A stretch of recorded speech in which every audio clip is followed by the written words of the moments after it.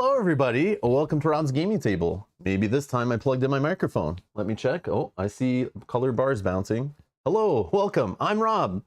I forget to plug in my mic cable sometimes. At some point, I'm going to need to invest in wireless mics or something. I don't know, but then I'll forget to turn those on. Anyways.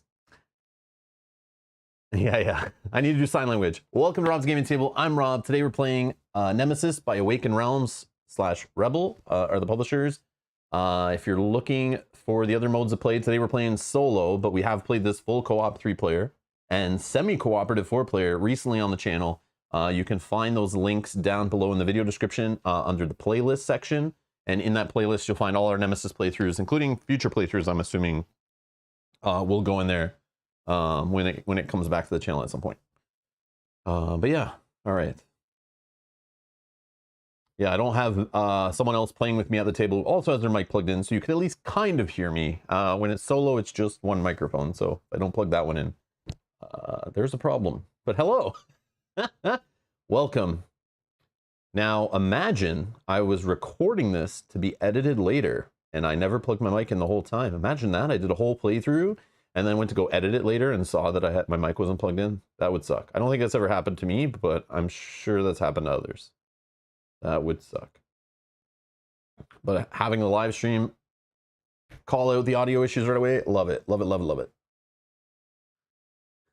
it. So Matt says, so my question for Rob, how can you betray yourself? So the betrayal mechanic is no longer in the game when you're playing full co-op or solo. They use a different deck that you're all playing from. So in solo, it's only one player playing from. So there is no need to have a betrayer because the villain in the game is the aliens, right? They're always the villain in the game. But the betrayal mechanic adds like a possible other, another, I guess, force you're competing against. But obviously when you play a board game full co-op, like a fully cooperative board game that doesn't have semi-cooperative aspects or trader mechanics, today there's no trader mechanics. So Nemesis is known to have that in it. But I'm sure there's a bunch of people out there that just play this game co-op or solo and never even see the trader mechanic ever happen, which I think is kind of sad because I think this game shines much better at the full play. But again, I've been told that I can't talk about solo and co-op not being as good until I've played them both. So we have played the full co-op, so I can tell you the semi-cooperative, in my opinion, is better. I would rather play that, to be honest, but we'll see today after playing solo. But I already know in board gaming in general, I definitely love having more players at the table playing board games, or at least someone else to play board games with. So playing a game solo, like, I'm probably going to choose to play a solo every single time after today. So, but it might still be fun. But I get to play with you guys. You guys are joining us to play. We're all playing together. So maybe I can get most of my objectives done playing solo and survive. Probably not. But we'll see how far we can take it, right? Oh, Matt says, Rob, you're always the villain in my heart.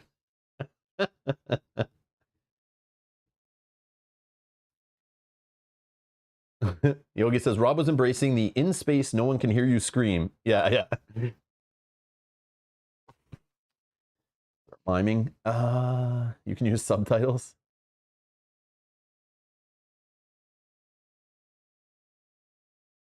Matthew, you did not take the day off for this.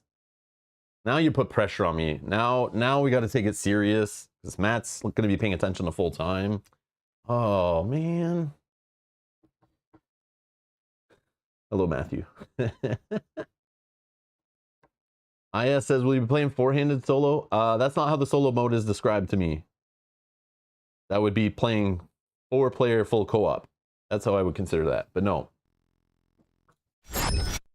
So again, for anyone who has never heard of this game, I'll do my usual spiel, bring up the BGG page. This is ranked overall 17, thematic number 9 on BGG. It's a very, very highly regarded game, obviously, among the BoardGameGeek.com community. 3.4 complexity, 90 to 180 minutes. That's probably the normal game. Best 4 to 5 players. We'll see.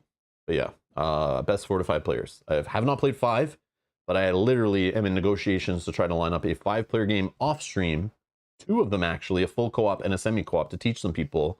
And maybe there's a 5-player playthrough in the future coming to the channel, maybe, but that'll be like based on schedules and stuff, that could be a couple months down the road. We'll see. We'll see what happens, but I'm not getting my hopes up for that. But we're definitely going to play the game 5-player off camera for sure. And I'm excited for that. I assume we will. Yeah, I shouldn't even get excited for that. That might not happen, but we'll see what we can do. We'll see what we can do. That'll be fun. I want to try it at the full player count. I really do. All right. So we're playing some solo mode. And solo mode, as described in the rulebook, says this additional game mode was unlocked during the crowdfunding campaign, while Nemesis shines as a standard semi-cooperative game. You can also try to survive alone. Try is the keyword there. This mode has its own special objectives deck. It is the same objectives deck we drew from for our full co-op playthrough yesterday. Solo/co-op objectives. At the start of the game, draw 2 cards from this deck instead of the regular objective cards. And then note, once the first encounter occurs, so remind me when we see the first alien encounter happen, you must choose one of these 2 objective cards. Important, in this mode, the number of items, which I will forget this, I'm sure at least once, so please remind me if you guys notice, but the number of items available in a room is reduced by half, rounded up. So if the exploration token shows 1 to 2 items, you set the encounter to 1. If it shows 3 to 4 items, you set it to 2. So that I can't just sit there and hoard like a place that lets me search for 4. I can't just sit there and search like crazy. I got to keep moving to get more stuff. And to win, you must fulfill your objective and survive. So I'm going to set up here on stream. You guys are going to see me. We're going to go through all the setup together. We're playing on the other side of the board. So this is the first time I looked at it once when I unboxed the thing. But I've never played on this side. Today is my first time seeing it again in like 2 years. Because literally I just open it up and we play on the other side. But it has the same features. You got the time track, the self-destruct track. We have our escape pods, but they have like this different room here. So I don't know if the escape pod must go there. I gotta read, like we gotta figure out what this other side of the board is all about. Because I just realized there's different stuff about it, and there might be, yeah, here it is.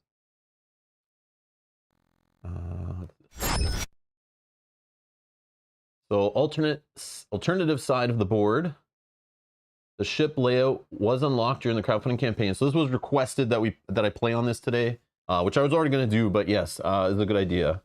So here we are playing on the other side. It is printed on the back side of the board. While working as a normal shipboard, it is primarily designed for campaign play.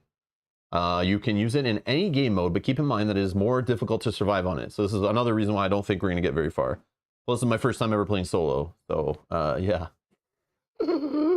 One of the features of the ship layout is the double set of technical corridors. They work as usual, but each one is not connected to the other. Any noise marker in the red technical corridors is separate from the blue technical corridors. Another feature is that some of the rooms are connected to another room through a pair of corridors. Oh, right here. So we have this number 1 tile connecting to engine 1 through 2 different corridors. So you have like corridor 1 going this way, corridor 2/3 going this way, and corridor 4 going off here. This is interesting. Interesting. Okay. During game setup, place the evacuation sections A and B face up on the highlighted spot on the above map. Okay, so I need to find evacuation A and B, and they're just they're hard stamped on the board in those spots, I guess. So that makes sense. That makes sense. Joseph saying, hey Rob, how did you like playing co-op last night? Couldn't watch it, but curious to hear your impressions. Quickly, like we talked about at the end of the stream, but yeah, it was fine, but I still would rather play semi-co-op. The only time we'll ever play full co-op, I think, again, is teaching it to new players. So we can all have open information, just to kind of show them how kind of a game flow works, show them how objectives work. Because it's the same objectives, pretty much. But it'll help them understand the whole, like, directing the ship, the engines, all that kind of stuff, like, fully open. But then once I play it full co-op with a group that I'm teaching, then after that, it's like semi-co-op every time after that. Yeah.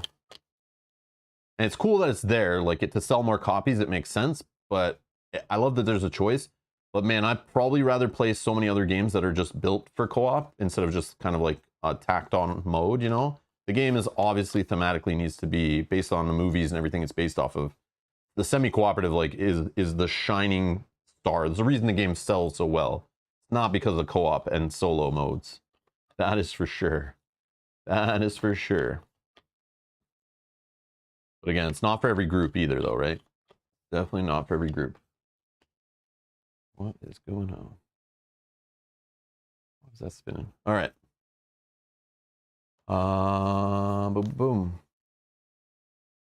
So place an exploration token face down in each section. When a character enters these rooms for the first time, proceed with the standard exploration procedure. Okay. So we just know that A is here and B is here. And then we'll just put some random tokens face down. I don't know, this one. Okay. I'm assuming A goes with A and B goes with B. I don't think it showed that, but no. Okay. Let's see what else we got here. Angie, thank you so much for the super chat. It says thanks for showcasing this. You and Mel are the best. You are welcome. Thank you for the support. Much appreciated. Much appreciated, too kind, my friend. You don't have to thank us. Like, we're having fun playing it, but yeah, it's just I feel like I'm 2 years too late. That's the only problem. Like, I wish I played this 2 years ago, but that's the cool part about games. Great games stay great games for a long time, but mediocre games just kind of get forgotten. And who cares? But this game's been around since 2018. People are still hyped about it. People are still throwing tons of money at it. People still want to play it. So I don't feel like it's too late for it for sure. But yeah. It is a game available in retail, so it's nice to show it off, and they keep selling it in retail, and it keeps selling out, so that's kind of a good thing. So yeah, I want it to be kind of like an evergreen game. I like evergreen games. That just are good. All right, so we're gonna go with setup. Shuffle the number 2s first, I guess. That's what it says. So let's just shuffle these tiles. And then if you notice, the number 2s are all on the top of the board by the cockpit, which is different. So like, I don't know. Oh, we got a new Patreon. Andre, I'm not going to pronounce your last name, but thank you so much. Thank you so much for becoming a Patreon to the channel. Much appreciated. Thank you, thank you. Thank you everyone for the support on YouTube and Patreon. If you're interested in supporting the channel, links are down below. Thank you so much. Allows us to purchase games like this, plus all the paints used to paint the miniatures and stuff. Much appreciated. Much appreciated. Hopefully we don't see this miniature later today. But yeah, thank you, Mel, again for painting these. And thank you guys for the support to allow us to, you know, go deeper into the hobby and, you know, present games like this in as good a quality as we can on the channel. Much appreciated. Thank you for the support. Waiting for a poll if Rob wins. Why would I even do a poll? I'm not going to win. I guarantee you I'm not going to win. If I do, like, man, I'm going to buy a lottery ticket after this, because that means I will have gotten very lucky, I'm sure, and things will just kind of lined up. Okay. But I can. Just one sec. Just one sec. I think I know how that poll is going to go. 1 second. 1 second. All right. Let's just put our number 2 rooms out. There's 4 that didn't make it into the game. We're not going to look at those. Those will go off to the side. And then we're going to do our number 1 rooms. So we'll just shuffle them up. All of them should be in play, right? Always on this board too, I think. I mean, it would make sense, right? The game would be kind of, I think, broken with some objectives without it.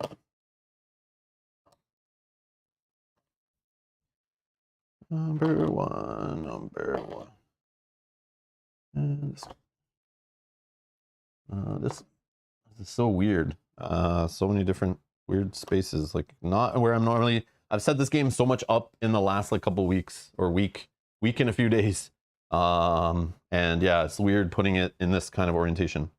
Okay, so then we'll put some tokens around the board. Random tokens, random. Trying not to flip them over by accident.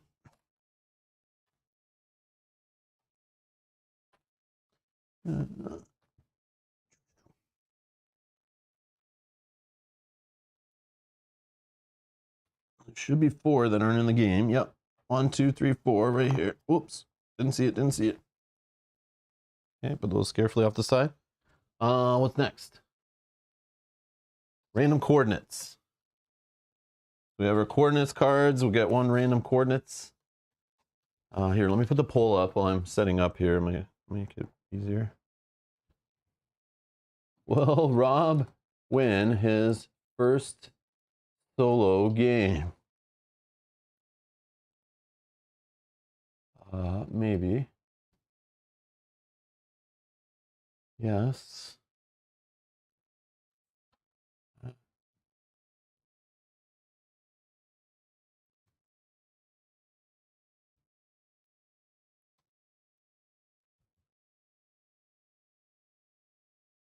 Oh, sorry guys. Okay, poll is in the chat. Go ahead and vote. I'll leave it open for a bit. Let's see what you guys are saying here. Board Games Near Moss says, my gaming group played Scythe once and never again because it's too much conflict. We wouldn't even consider a long game with trader mechanics, so very much group dependent. Exactly. I think the game is best in the semi-co-op the way it was designed, but again, you got to know if semi-cooperative games, and like I say with this game is a great game, 50% because of the game design and 50% because of the players at the table. So if you don't have the proper players at the table to play a semi-cooperative game like this, or that like the Aliens theme and are okay with the difficulty and the idea that most people are going to die is like the kind of the theme, it's a thematically dripping Aliens game, then the game is only like a 50% out of 100 great like games. So it's not a great game then, you know what I mean? So it definitely comes down to players huge in games like this. Like it's kind of rare to find players that are okay with that like kind of player elimination and backstabbing, that kind of stuff. I'm lucky I have players that will keep coming back and playing those type of games. And every time I'm thinking like, man, they're not going to. But that tension is fun and unique, and I like it a lot. It's what got us into the hobby. I'm telling you, that's that whole idea of Game of Thrones, the board game second edition, and the trader and the competitiveness and the secret things and the less randomness. Obviously, this doesn't have the less randomness, but just that kind of game like drew us in, pulled us in, got me spending thousands of dollars on board games and buying thousands of dollars, if not tens of thousands of dollars of streaming equipment over the years, over the last 10 years, and cameras and computers and all this kind of stuff. Yeah, just to show off these awesome games that I was like blown away to find. Like, this hobby is crazy. So yeah, but not every game is for everybody, right? So if you have a heavy cooperative group that doesn't like semi co-op, there is an alternative to play this co-op. But again, I would probably play other co-op games instead and just save this for those perfect times when I have the right players lined up. But that's me. Again, personal preference, obviously. And if you're a solo only gamer, then of course you can buy this and play it, but it's not the cheapest solo experience. Like, and is it even that great of a solo experience? I don't know. We'll find out how I feel today, but we'll see. But again, I'm kind of cheating because I have you guys playing along with me, so we're kind of all working together, playing it cooperatively, I guess. So, all right, let's do a coordinates card here. Throw those out of the way. Destination track on the B, time track. Oh, escape pods. We need how many for solo? 2. Really? Okay. Yeah, because I guess 1 can fly away. So let's go, I don't know. Let's just find out our 2. Number 4, I guess we'll go with. Oh, we gotta keep. Actually, let's do 1, 2, 3, 4, 5, 6. So number 2. Oh yeah, we gotta lock them. Gotta lock them. Okay. So if the lowest number is the one that shoots away, I think on one of the cards, I don't know, maybe there's the highest number, but the A will be the one that might fire away on us. I think maybe it's the highest number. I don't even remember now. I already forget. I don't know which one to bet on, but if we even need to use it, I don't know yet. Okay, escape pod tokens are done. Shuffle engine tokens. It says engines are laid out a bit different, but they are at the other end of the ship, which makes sense. Okay. It just says the answer is yes. Yes is a great solo experience. Oh, okay, cool. We'll see. I'm assuming it is because I do see people mention on like top solo gaming lists and stuff. It's just like, I don't know. It's like you can find so many cool solo experiences for less money, but then again, some of my favorite solo experiences are in this price range. So again, it's an acquired taste kind of thing. It depends on what you like to spend on your solo experience, like Too Many Bones, for example, Cloudspire, Hexplore It. All these games aren't the most cheapest games, but they're like my favorite to play. Like setting them up for hours and learning them and diving into rule books and strategy that goes on forever. Love it. Is this that type of game? I don't know. Maybe there's too much luck dependent here to maybe not make it that fun, but the theme is there, that's for sure. All right. True to board, 5 egg tokens. Let's shuffle up these cards. Jerry says, I'm tempted to buy now because Kanji seems to love it solo. Kanji, how many plays you have of this game? Solo. And do you want to go and play it solo again? Like right now, would you choose it if, you know, like where does it rank for you in your solo experiences you played in the last couple years? Like roughly, is it even in your top 10? Does it need 6 expansions to make it a good solo experience? Is the base game enough to be a solo enough experience, or do you get bored of it after a couple plays? Because that's the kind of impression I get, is like you probably solo play this, the core box, which is like $150 retail investment. Yeah, I don't know how many times you get out of it. It does have the 2 sides of the boards and stuff. But like how long before you need to buy expansions? See, James probably has expansions, so he's saying with all types of aliens. So James is probably talking about like a $250 board game investment. But dividing that among 20 playthroughs, that's not a bad investment, right?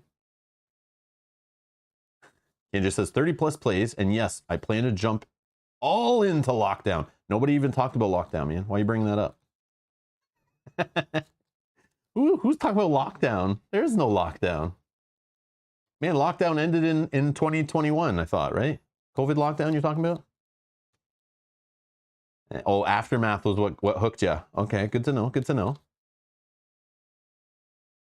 Doyub says, this is my favorite game. Blow up my spaceship simulator. Yes. That's a good way to describe it. A blow up, like people have their spaceship simulators, but this is your blow up your spaceship simulator. This is the Aliens the movie simulator. It's perfect. Like a mix between Alien and Aliens. Like a halfway in between. Like the Aliens movie is more like an action movie. And this, the first Alien movie is like more of a survival horror movie. You know, like that kind of like straight up horror. But this is like the halfway in between. Like you can find guns and stuff, but you're definitely not overpowered running around in space mechs or cranes trying to fight aliens and smashing them up, but you do have flamethrowers and things in here. So all right, so let's put these underneath.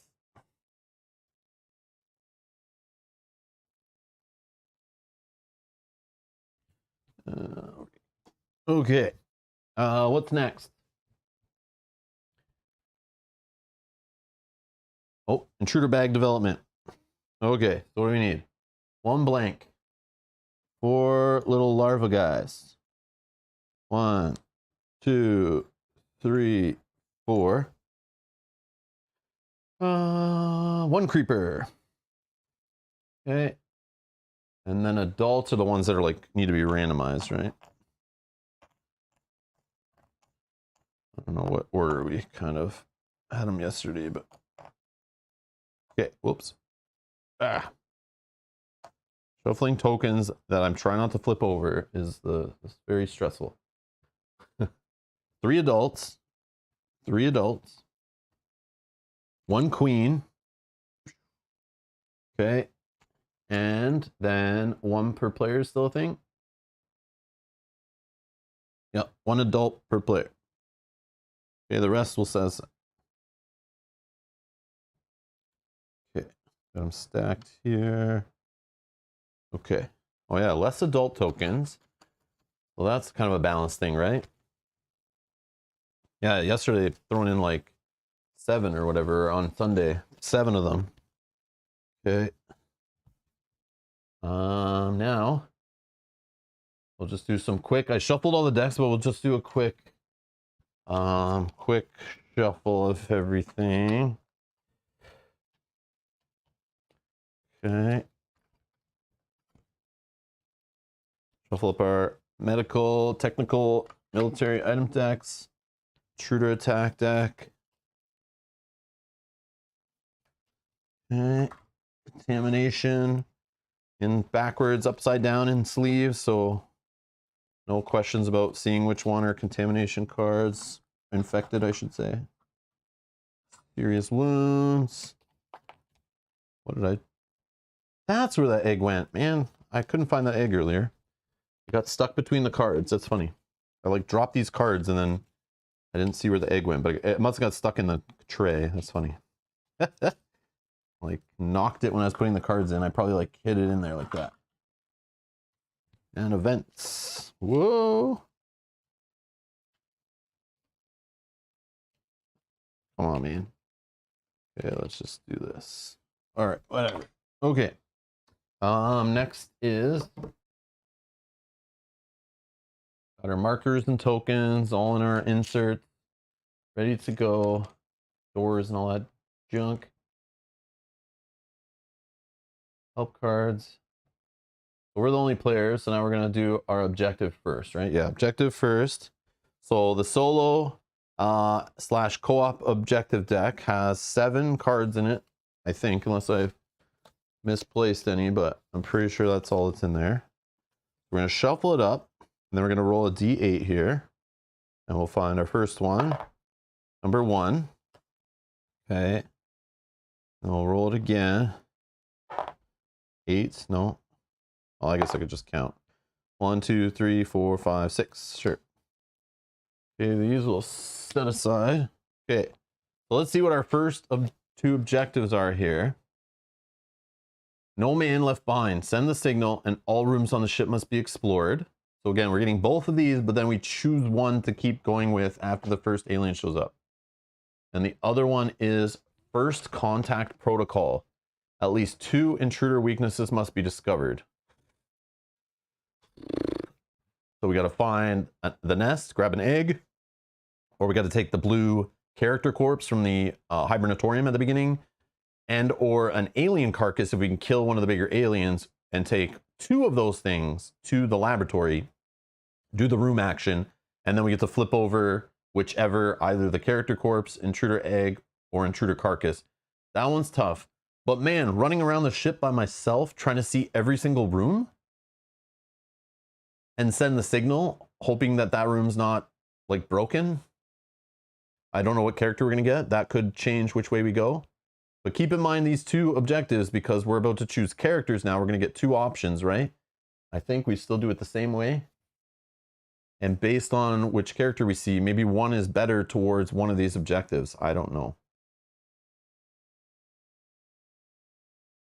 Yeah, they both seem like ridiculous, right? Oh man. Anyone want to change their vote now? Okay, I'm going to end the poll. Let's see. I survived setup so far at least? Yeah. That's about much.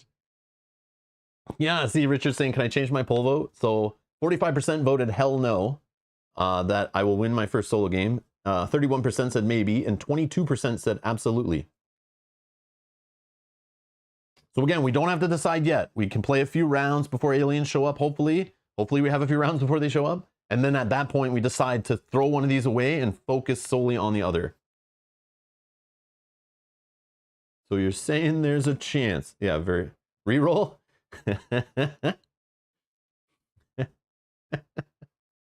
Let's just do it. Who cares? Let's just do it. Yeah, that's ridiculous. I don't even want to look at what the other ones could be. Oh, man. How am I going to kill an alien? I definitely have to just grab an egg, but again, grabbing eggs lead to like queen and aliens jumping on you, and oh man, it's never a good time. Okay, I'll put, once we choose our objective, I'll throw it up on the screen and we will be able to track it. Actually, maybe I can just, it's very easy to run around by yourself. Other people are not making noise. Oh, okay. I never thought of it that way. That's a really big deal. Just stay on the outside track. Does that apply on this side of the board too? Staying on the outside track? Okay. I mean, you guys will help me. You guys tell me which way we should go and that kind of stuff. Like, feel free to get involved as we play. I'm just going to quickly, whoops, what did I just click? I can't find my mouse. What the heck? My battery die?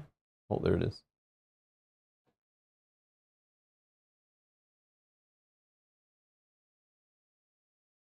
All right. What is happening?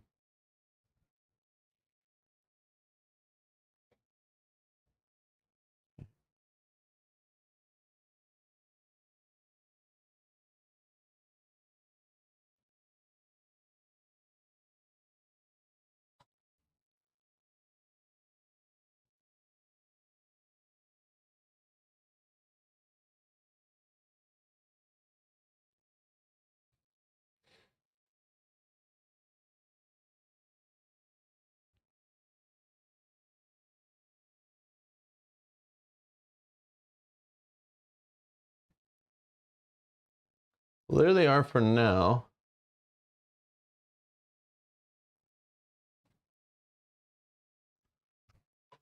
But I'll just delete the ones that we are not doing, right? Once we clear them. So maybe we can get one of those done before we make a choice. I doubt it though. Highly doubt it. Okay, so next is Lembang Industries. Thank you so much for subscribing. Welcome to the channel. Thank you, thank you. Okay, what's next? Character draft, right? So I'm assuming it works the same way in solo. We're just going to see two of them and make the choice. I'll leave it up to you guys, actually. You guys can see the objectives. Let me see these objectives right here. I can't even do it properly. And then whatever ones we draw here. So I'll do a die roll of a d6 here. So we'll go 1, 2, 3, 4, 5, 6. We got number 5. And number 6, I guess, would be the one on the end if we kept the number the same. Okay. So let's see what we pulled. El Capitan. And Mr. Mechanic. Okay.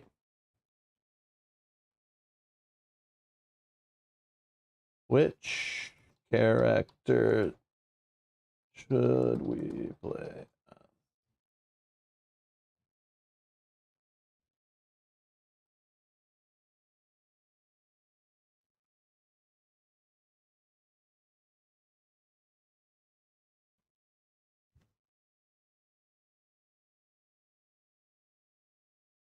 Okay, there's a poll in the live chat. You guys decide who we play as.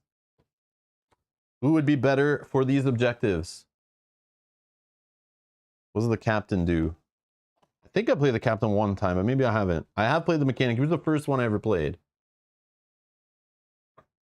He could repair rooms easier, right? He's the guy that repairs rooms, messes with the engines. If we can just get off of the ship, we're fine. We just need to send the signal and explore every room, or find both weaknesses. But we still have to survive. We still have to be alive. So either we send the ship to Earth, so we make sure 2 engines are good.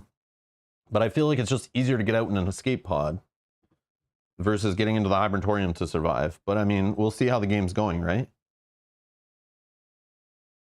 What do they do? Let's find their cards, actually. So this might help. So we have captain here. So basically they have 4 or 5-ish unique cards in their action deck, and then we can look at their quest items or whatever. But they all have searches, rests, demolitions, and interruption cards are normal. But like, for example, the mechanic might have computer skills, you know, opening and closing doors, but the captain might not have that.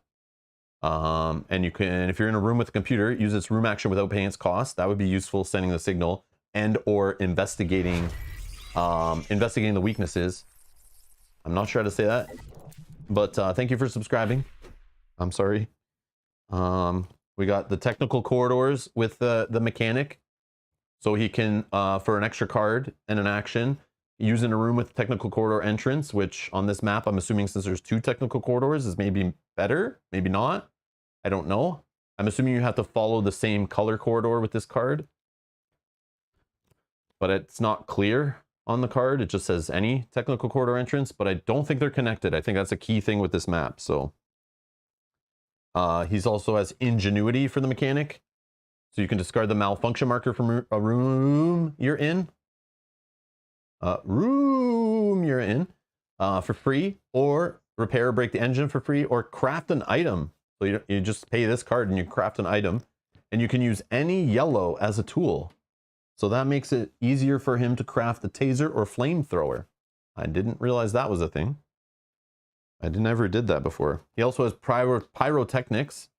So he's easier to light fires. He can discard an item. It's a little expensive to do. He's got to discard this card, discard an additional card, and discard an item. But he can discard this card and another card to just get rid of fire. So he can help put out fire too, right?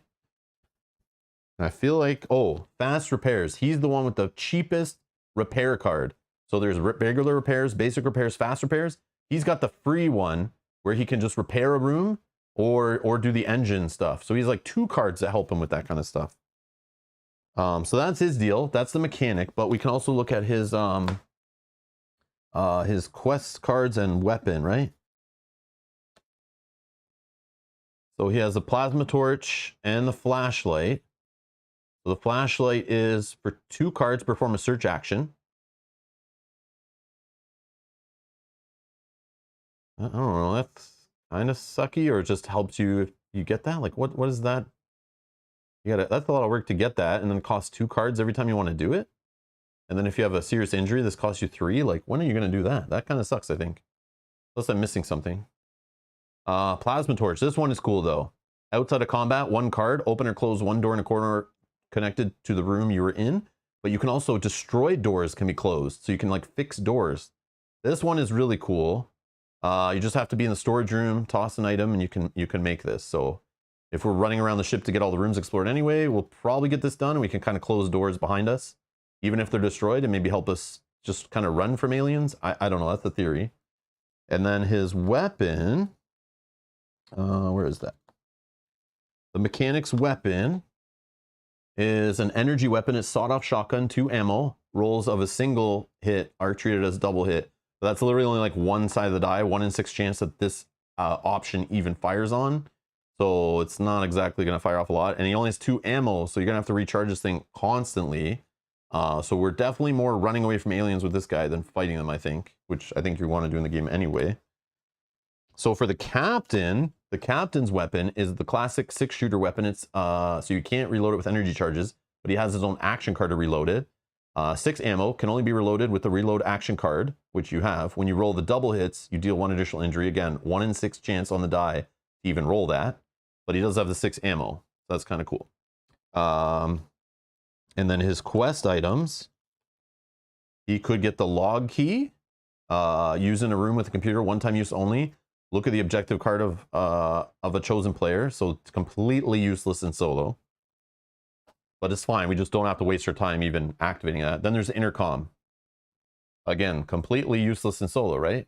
When you perform an order or a motivation action, you can use it on a character in any room with a computer. Yeah, so this guy is like, his quest items don't even exist in solo, in my mind. But that's good, because we can focus on the task at hand. We don't have to try to, it's less distraction trying to run around the ship and activate these things anyway, right? Or search for items, like who cares? But does that balance out his cards? Let's see.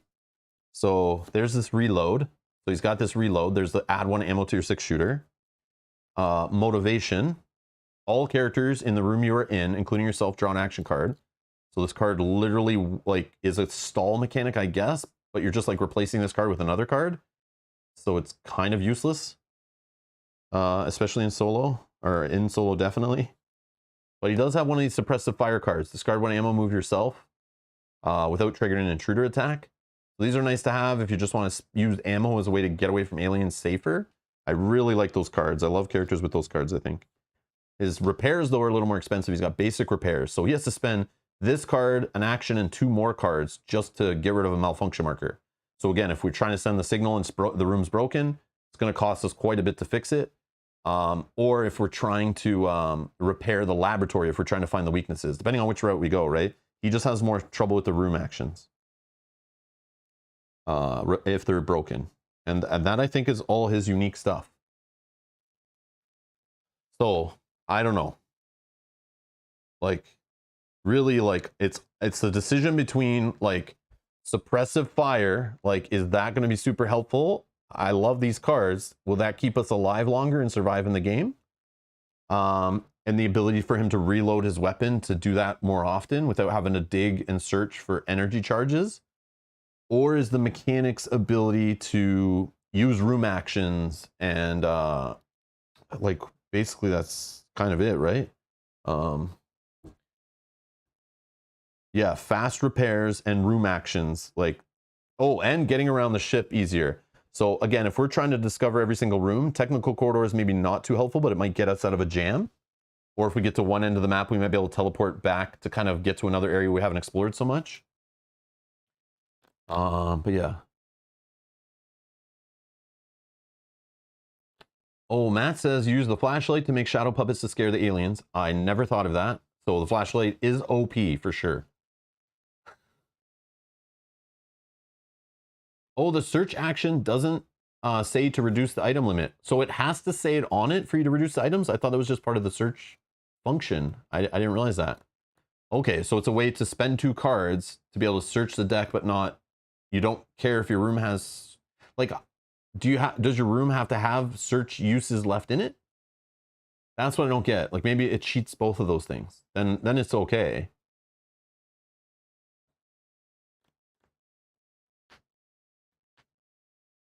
Motivate the aliens to eat you.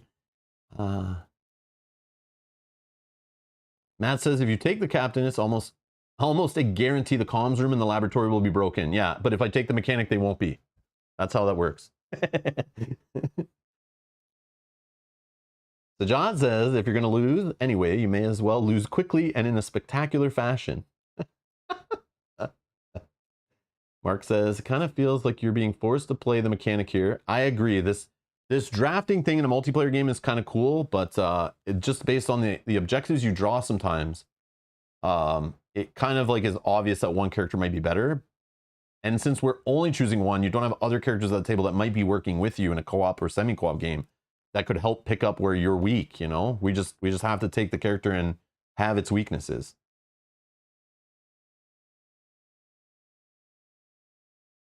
That's the problem with doing a poll on trying to see who voted that I lose, because then those who voted that want me to lose will pick the character they feel will make me lose, right? It's all good, but then if we win, it feels so much sweeter. I just want to see if we can survive at least a decent amount. So let's close the poll, and we'll go with whichever character. Oh, Joseph says I just pick one that I like when playing solo from all available. I don't know. I'm just following the official setup stuff. So, and Pontus says this in solo the captain should be removed. But I don't think so. I think his suppressive fire and the ability of not caring about his quest items, but then some of his cards are just like craptastic. So some turns you're kind of doing nothing. But I mean, those cards you just toss away for cost. Mike Ansel, thank you so much for subscribing. Welcome, welcome. But yeah, I can see that. Maybe I should have just pulled a different card, but I didn't think that through. But it's okay. Maybe we'll just have to play the solo again on the channel if you guys want to see it again. And we'll just not pick the captain and we'll throw him away. Okay, so we're doing the mechanic. 56% voted for mechanic. So let's throw the mechanic into play.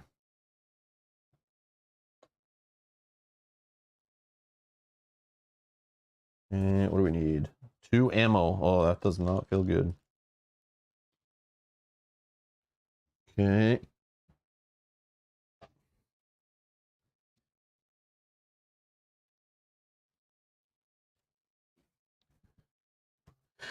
Cards. Where's cards? All right.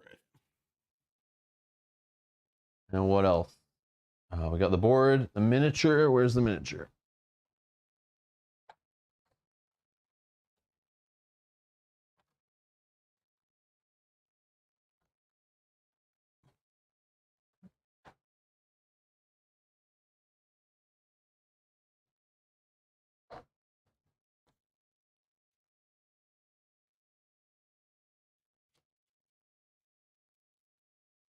I do not have any expansions for this game. Again, I don't know if I ever will, to be honest.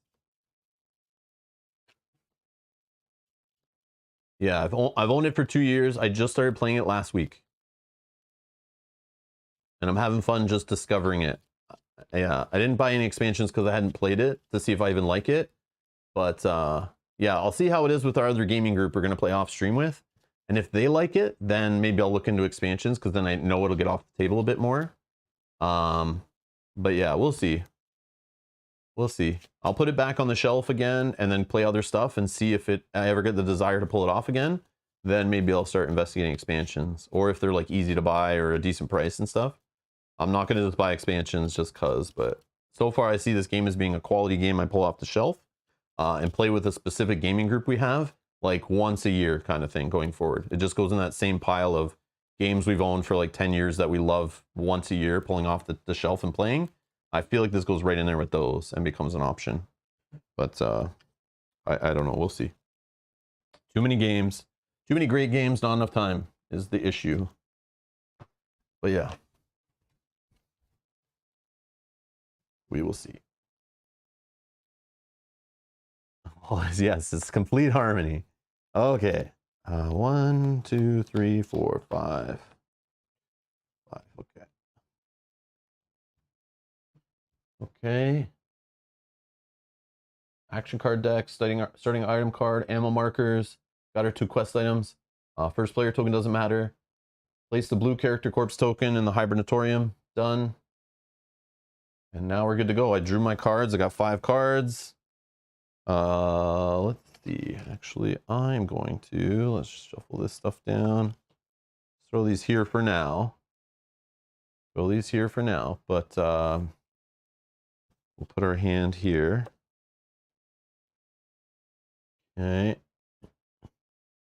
So you guys can see. Hopefully you can see these cards and know what they do and play along. Whoops. Okay, these can go away.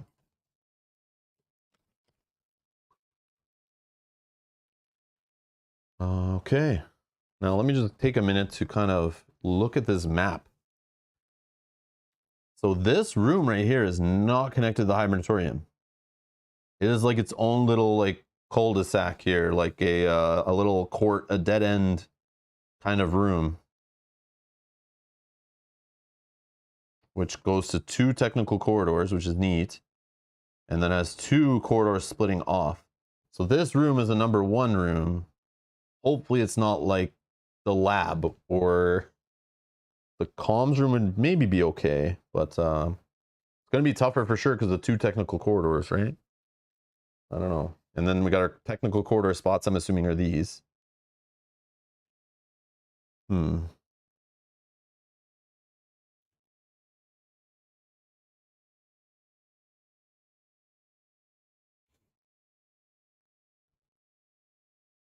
What are you talking about?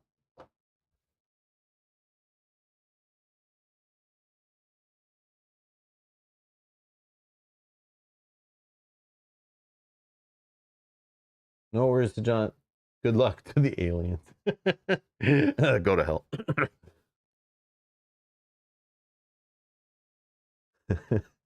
Yogi says also, how many Kalaxes are you allowed for your one-way trip to Mars? Oh, man.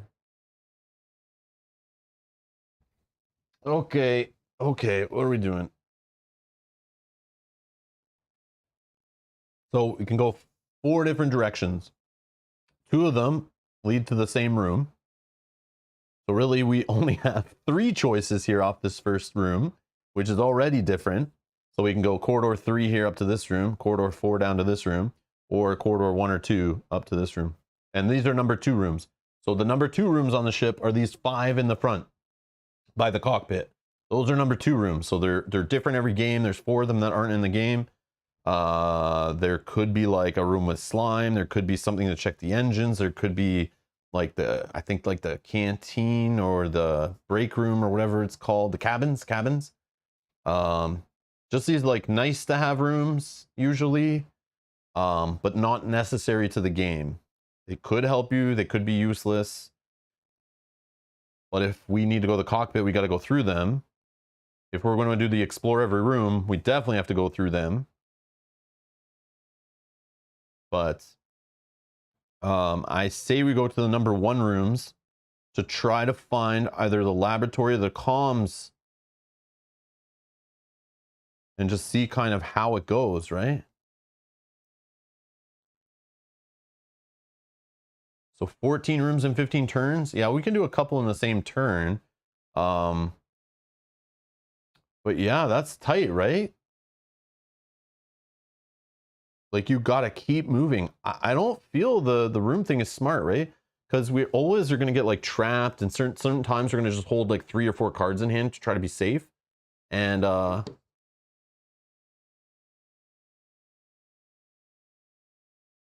yeah, I'm gonna call them rounds. These are rounds, not turns.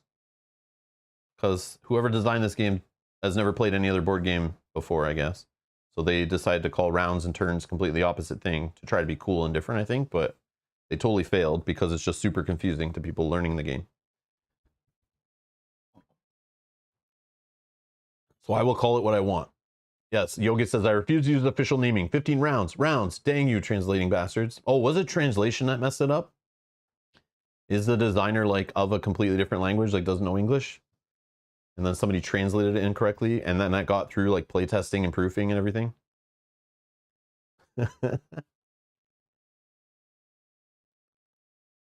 Even like the official rules video, you know he recorded it, used the wrong terminology, and then showed it to Awaken Realms, and they were like, oh, that's not correct. And he went, well, I'm not reshooting my whole video, so I'm just going to add a clarification in at the beginning that I've switched the terminology around. Because I would do the same thing. It's like, screw you, pal. I'm not taking those weeks of work again just because I use the terminology wrong. Oh, Richard says, looks like I'm wrong. On the Mech's flashlight, after rechecking the rules, I thought the cards had the rules for lowering the item count, but it's just in the main rules. So yeah, the flashlight is meh. Yeah, I thought part of searching means like the room has to say it has items left. That's check number 1. And then, you know, reduce it, pick your deck if you can pick your deck, or just draw from the color.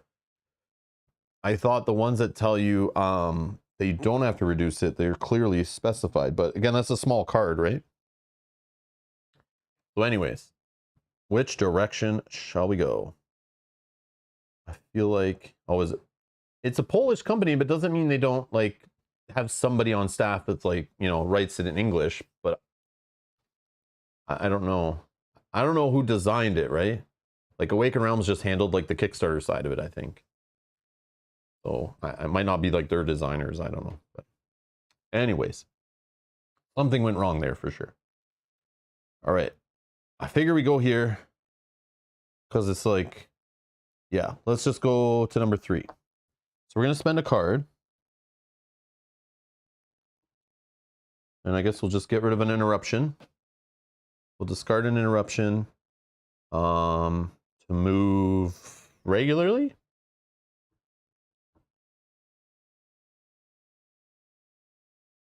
Yeah. Oh, what do we get? We got the armory where we could recharge our energy weapon. Search for red items. That might be good.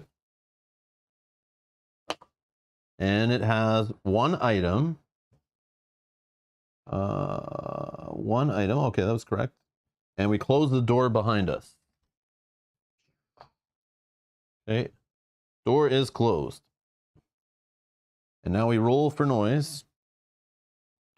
Whoops. Sorry, guys. I dropped the die. So number 4 is here.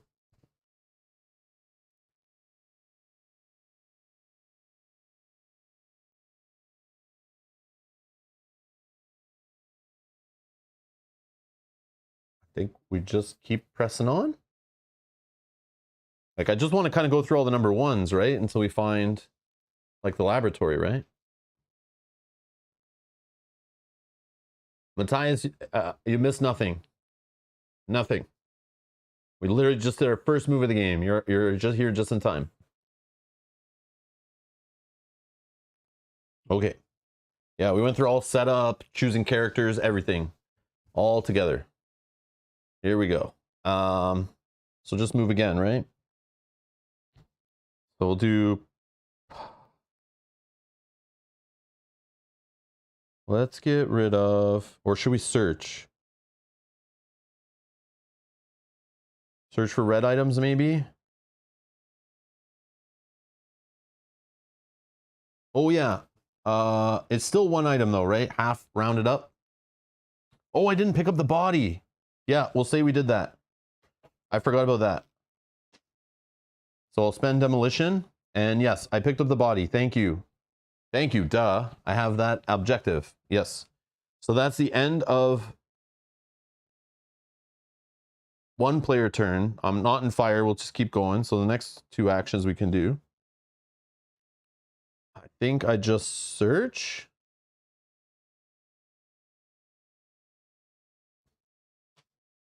And we'll go to the red deck.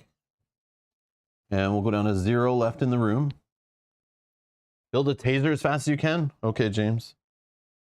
Because taser, we just need... okay. Can I find the item we need for the taser in here?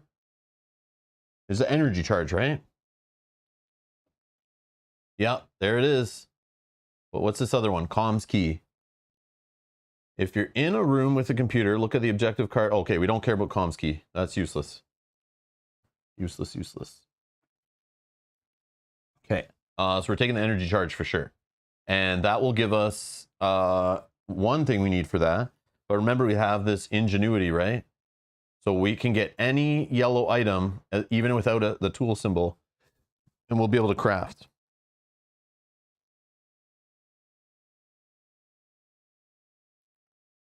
I feel like I stop here, but I don't know. I don't know how hard to push it, like which objective we're going for, but I could just stay here with 2 cards in hand. Or I spend 1 card and keep on moving.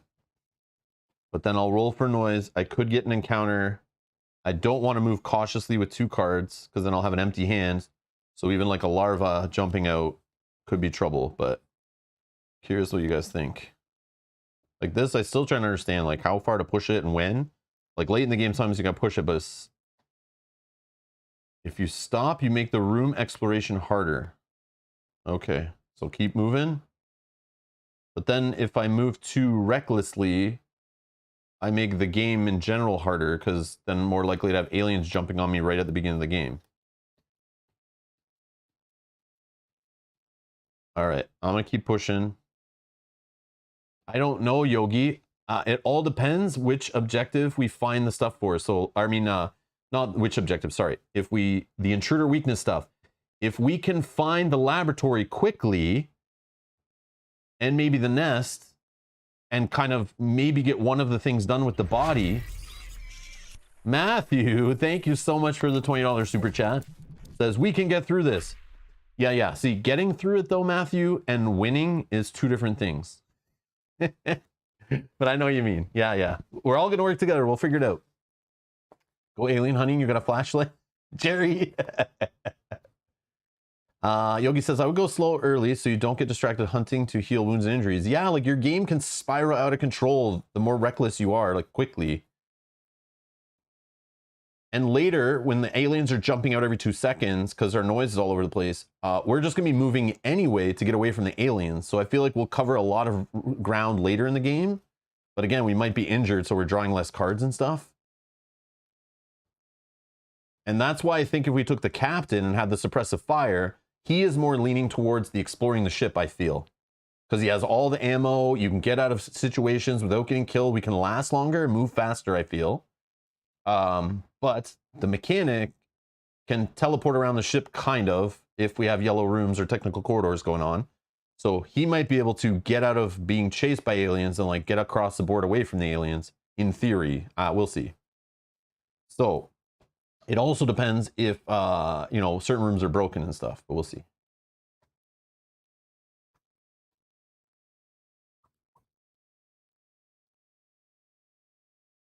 Technical corridor is the best weapon I have? Yeah. Okay. So yeah, I'm leaning towards the find the weaknesses, but If it takes us forever to find the laboratory, aliens start jumping on my head and it makes it hard to get the research done, I might just leave the aliens and keep running, and then we'll just keep exploring as we can. That's what the taser is for. The aliens come out, the noise markers are removed, you taser the alien, he runs, now your path is clear of noise, and then I'm out of a taser. So yeah, we gotta find a yellow room. All right, I'm gonna push it one more card. We'll get rid of pyrotechnics. We're gonna go here. We found surgery, not the laboratory, but surgery. So we can search for green items here. It is 2, so it's 1 item, right? Half of 2 rounded up, and it's broken though. And we're gonna roll for noise. Where is it? Right here. 3. If it was a 4, that would suck. 3 is here. Okay. And then we're gonna pass. I'm gonna hold ingenuity. Okay. So we pass. Then we go to the alien stuff, right? Move the time track. No intruder attack, no fire damage, resolve an event card. No aliens to move. We have a coolant leak though. If there's a malfunction marker in the generator room, start the self-destruct countdown, remove this event from the game, and reshuffle the events deck. Okay. Oh, okay, sure. Nothing, right? It's gone. Okay, so we don't have to worry about coolant leak if we find the generator and all that stuff. Okay, then bag development. James says it'll be a rough ride, but I've won with the mechanic before. So we found a larvae, which just gets removed. And then we'll take a random adult. I like this one, and we'll throw it in a bag. Okay.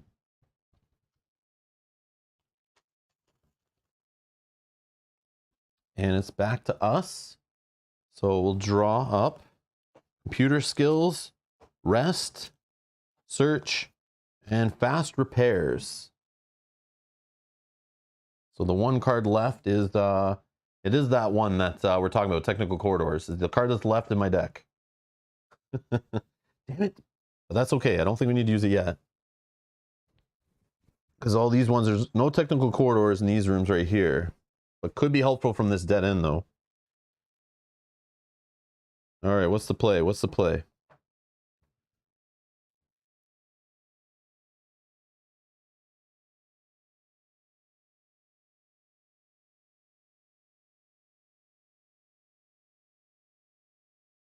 Oh, I just realized engine 3 is its own like dead end also.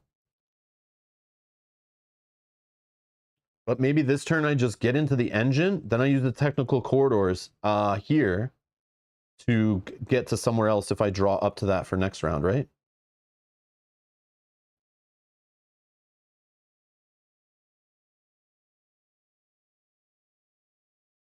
Yeah, I think that's the play. Head to engine 3, then technical corridor to 2. Okay, exactly, Richard, what I was just saying. Exactly, okay. Great minds think alike. Okay, so what are we spending here? Do I need to search at all? Should I care? Search for a green item yet?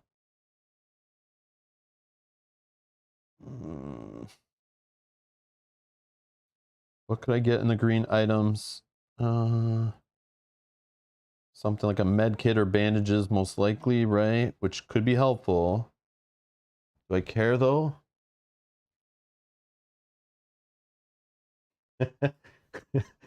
Matt says, Rob, it's vitally important that whatever you do, you absolutely cannot. Got it? I'm sorry. Matt, you're cutting out. Matt, come in. I can't. I think he's gone, guys. I think he's gone. Move carefully to the engine. Let's do it. All right. I like that. So we're going to use rest. And we're going to use...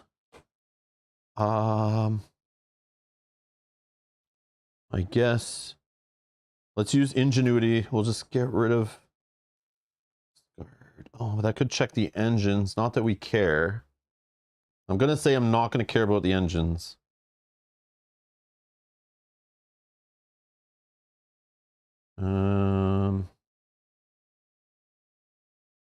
Yeah, let's get rid of ingenuity and rest. Move carefully to here. Yeah. Okay, we don't have to worry about this symbol because we move carefully, so we're not doing a roll, right? So then we get half this rounded up as 2 items in. Oh, we found the comms room, so we could send the signal.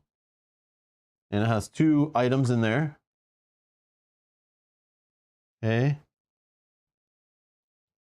And we're going to put noise from the movement. I guess here in number 4. So we're in a room with a computer. So we could just send the signal right now. Is why I kept this card, was thinking that if we find the lab or the comms room, we might be able to use this right away. So I didn't want to toss that yet. And the same thing, I kept fast repairs so we could fix the room if it was one of those 2. So we don't need to fix it because of course we took the mechanic. So the rooms we need are going to be fully working. Vantage, yes, this is the other side of the board. So it comes with a 2-sided board. We're playing on the more difficult side, just to change it up, just to show something different, to show what else is in the box kind of idea, just to get some variety. I've never played on it before though. This is my first time playing solo, my first time playing on this side of the board, so I'm discovering it just as you are.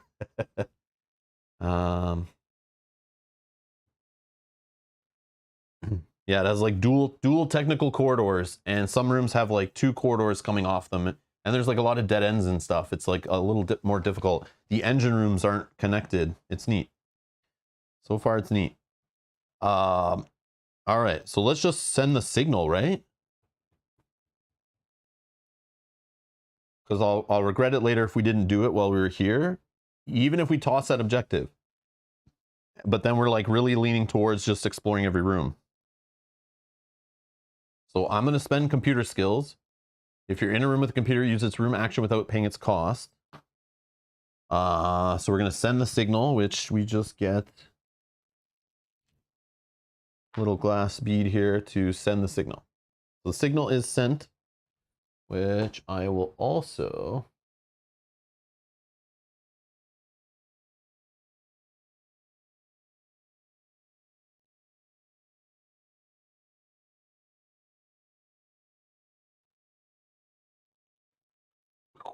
All right, so signal is sent.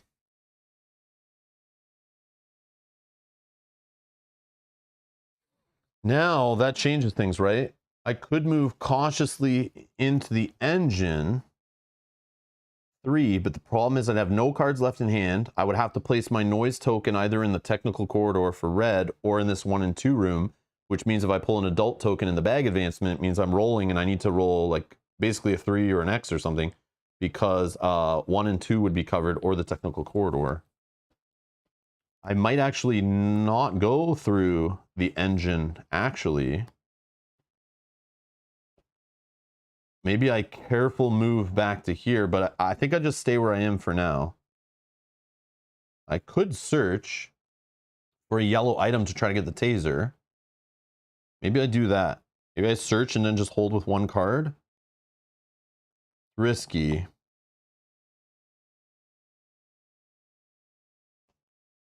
I don't need the engine. It was just to keep pushing forward and go through the technical corridors. But I could backtrack, is fine. It's going to be like the same pain in the butt. Moving carefully does not prevent noise. There was an error in the official rules video that they didn't describe that, but it is part of the rules. You still place noise, you just choose where you place it. You don't have to roll the die. But 100% when you move carefully, noise is made. And the problem is the official rules video, they did not correct that in the video and take it down. So there's probably a lot of players out there playing completely wrong who haven't read the rule book or read the comments on that video. No, I don't. There is no way to explore the engine room. The engine rooms are not a tile to explore, so they do not have an explored and unexplored state.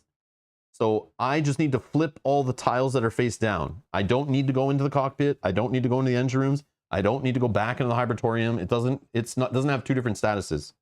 So I just need to flip. And the cool part is these ones are flipped, but I still haven't explored them because they have an exploration token face down. So technically I have to flip those tokens too, I would assume. I'm pretty sure that's how it works. I feel like I search. Should have saved that crafting card, but I can still craft. I'm gonna search. We're gonna take this down to 1. We're gonna go to the yellow technical deck. We found chemicals for loading the flamethrower, and we found energy charge.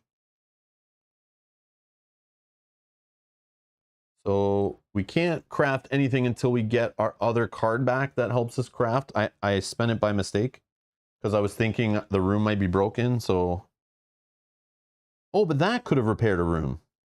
Oh, I'm dumb. Yeah, sorry. I'm gonna make a change. I kept this card because I wanted to repair the room in case we went in and it was the laboratory or the signal room and it was broken. But I totally forgot that this one could do the same thing for free also. So I should have saved it because it can actually do more. It has this crafting ability.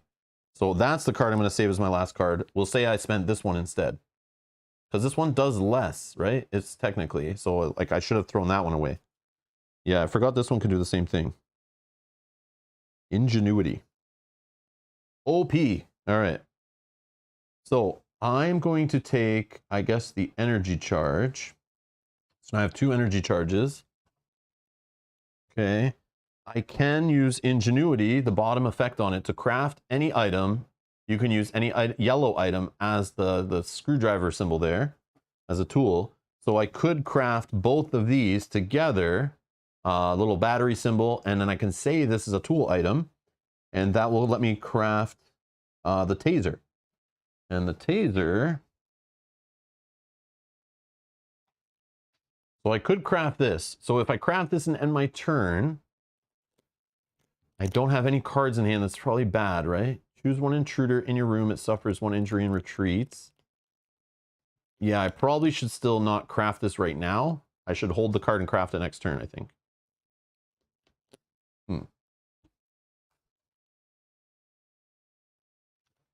Yeah. Okay, so I'll finish my turn there and pass. Then we're going to move the time track. Intruders, fire. Nope. Events. No aliens to move. We have nest. If the nest room is explored, place a Norse marker in each corridor that is connected to the nest. Nope, nothing, right? Okay. That card may get shuffled back in and we may see that again. Bag development. Yeah, I'm holding off on the crafting for sure. I want to have at least 1 card left in hand. Because the taser won't let me get out of trouble yet if I do craft it. We have another larva, so that becomes a random adult. I like this one. Whatever ones are the nicer adults that are, you know, not trying to rip my face off. I want those ones. Okay. Our turn. So we're going to draw 1. So we got technical corridors, finally. We're going to shuffle the rest of the deck. Ingenuity. Yes, it's a MacGyver card. Yes. Yes, it is the MacGyver card.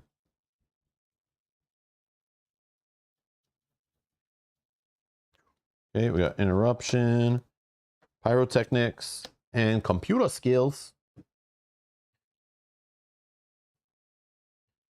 All right.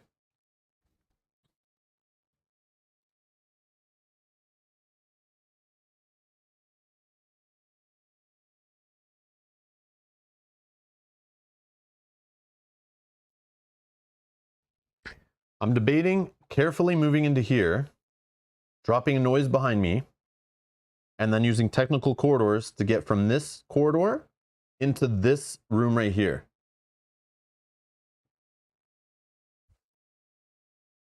That crazy? Or going to this one right here. I don't know.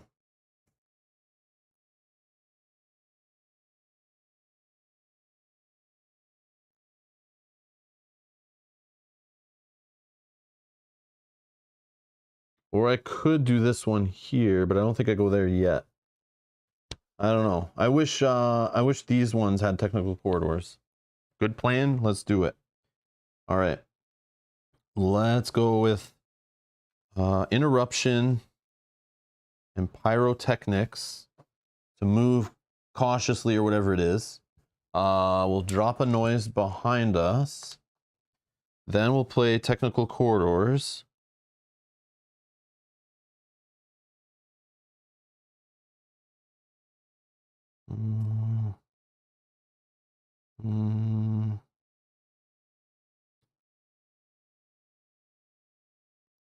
Yeah. Technical corridors and computer skills to go here. Yeah. Risky, I think, but because of 2 corridors. What did we find? We found storage. And storage has 1 item and is broken. 1 item and is broken.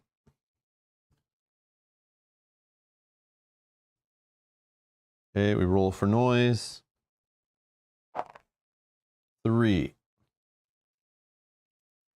Okay, it wasn't in a technical corridor, so that's good. And then we're done our turn there. Time marker. Intruder attack, no. Fire damage, no. Event card. Wasn't that 2 items?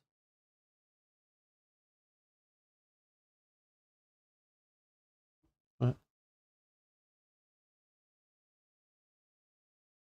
I moved carefully, right, with 2 cards. I moved carefully with 2 cards, and then I did technical corridors, which cost the card plus another one, right? Like cost itself plus 1 card. So, yeah, I think that's how that works.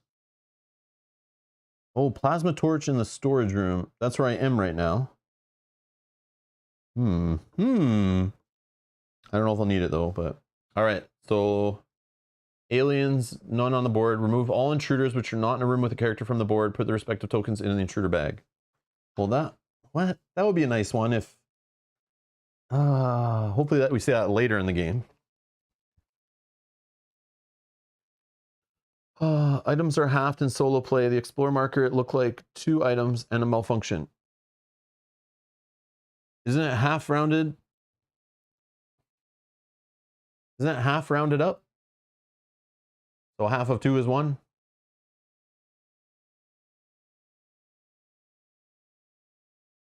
Oh, okay. Okay. I get it, James. Yeah, okay, you didn't realize. My bad. Yeah, sorry. In solo play, we described at the beginning, we went over the rules. Items in rooms are half rounded up for solo play. Yeah, and I said remind me because I'll probably forget it. So far, I think we remembered it every time, but it's new to me. First time playing solo, so hopefully we can catch it every time. Okay, bag development. Go deep. Adult, which makes us roll for noise. And this will go back in. 2. That's going in the blue technical corridor.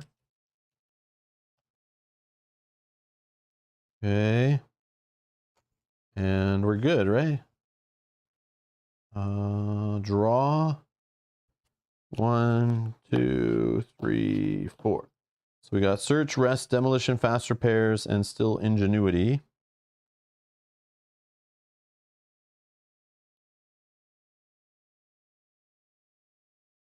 Do I do the plasma torch? I don't know if that's smart.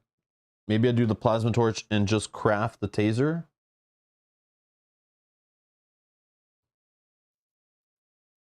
Do I search here?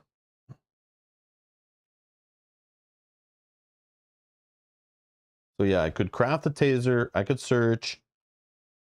I can keep moving. I don't think I need to repair this room for any reason. Because I'm just trying to explore the ship, I think, at this point. I still haven't seen the lab. I haven't been able to get 1 weakness discovered yet, so... But I've already sent the signal. But then again, exploring the ship is still 1, 2, 3, 4, 5, 6, 7, 8, 9, 10 more rooms. Oh no, 11, 12 still. Still a long way to go. See you later, Jerry. Have a good night. Still like a lot to do. Still a lot to do.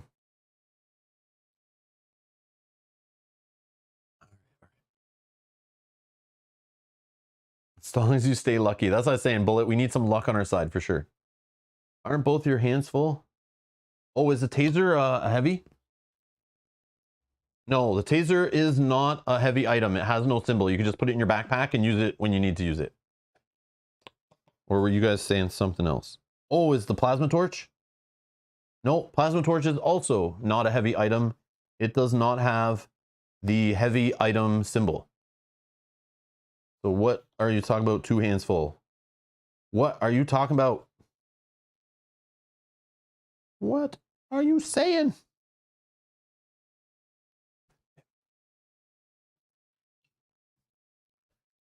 Think what Ellen Ripley would do. She'd go find the queen. She'd first get a flamethrower crafted.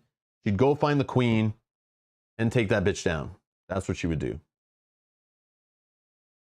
Or she'd go find her kitty cat and throw it around the hallway a bit in its carrying cage, trying to get it off the ship. I don't know. What would she do? Resman, it's all good. It's all good. Yep, double checking. That's perfect. No, it's all good. No, yeah, Mel says no, she'll go look for the cat. Where's my cat? Where's my kitty? Okay. Anyone recommending anything here? Let's see. Make the taser and search. Yep, take a little slow turn here. So we're going to use ingenuity. And we're going to do craft an item. We'll use any yellow as a tool. Boom, boom. These are both discarded. And now we have ourselves the shiny new taser. 1 use only. You got to chuck a card and have an action. Choose an intruder in your room. It suffers 1 injury and retreats. Okay, that's really what we only care about on that card. So we now have a taser. Okay. That's 1 action. And searching or moving. Sniper, gotcha. Thank you for subscribing. Damn, a sniper gotcha. So we'll search. Reduce the item counter by 1. Draw 2 items the same color. So it's down to 0 items left in the room. 2 red items. We found an energy charge and a recon drone. Now, checking for 1 unexplored tile, looking at exploration token. It's okay. Like if we're looking for the lab, that is a good item because we want to try to find the lab without having to go all corners of the ship looking for it. But if we're leaning towards the objectives of just exploring the whole ship anyway, that only way that helps us is by getting to look at finding a room that maybe we don't want to go into right away. So if we like flipped up a room with slime or fire and it's like the room with slime or the nest or something, maybe we don't want to go in that room right away and we know to avoid it. Or we can check to see if a room is safe to kind of go in at the time. But I feel like just energy charge to open or close doors, if we're kind of trying to move fast, that might help. Closing the door behind us or reloading our shotgun. I feel like energy charge is the way to go here. Sniper Gotcha says, these are intruders, not aliens. So we can't say Ripley, have to protect the copyright and call her Ridley. Hey Mike, how's it going? She would sign up for more movie sequels. Jerry, go to bed. What are you doing here making jokes still? Just kidding. Or Aliens, because those are 2 movies I watched as a kid and I like loved them. Okay, energy charge. We're going with recon drone. As much as I'd like the knowledge, I just think it's expensive for that.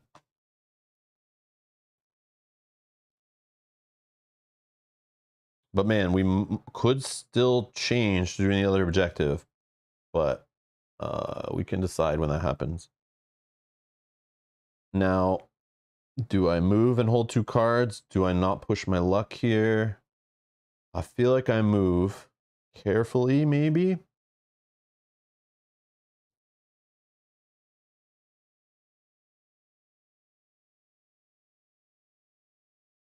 I want to move. Yeah, I know the drone doesn't explore. It just gives you information. So again, if we're trying to find the weaknesses, finding the lab and or the nest, being able to focus on it or avoid like a corner of the map. You know, if we look at this one, for example, and we know it's not something we need, then we don't go that way.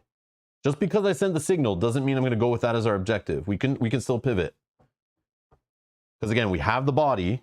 So if we can get to the lab and use the room action, especially for free, I don't know if it has a computer in that room actually. Probably doesn't. If it's broken, we can repair it easily. Hopefully can discover one intruder weakness. And then if we can find the nest, which is somewhere here, maybe we can grab an egg and get lucky and use our taser to get away from an alien and maybe find an intruder weakness with the egg. And then we're rolling, right? We don't have to go run around the whole ship. I still would like to do the intruder weakness one if it's possible, but we have sent the signal and we're going to keep exploring. So we're going to keep working towards both right now. Yeah, Ridley would be Metroid. Yeah.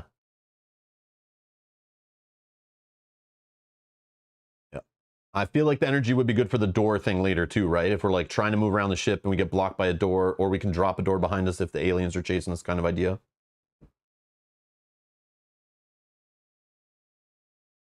That's the plan. So what do you guys think? Stay where I am with 3 cards, do a move.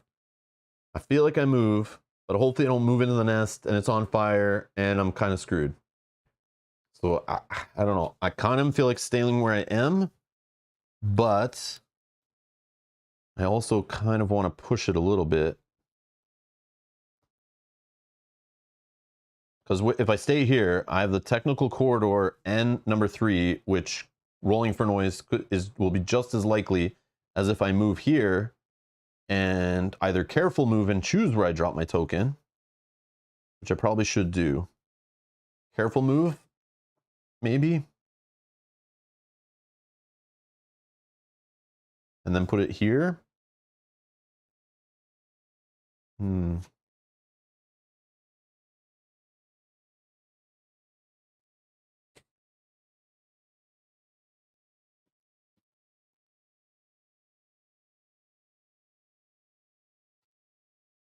The sleeves do fit in the contamination checker. They do.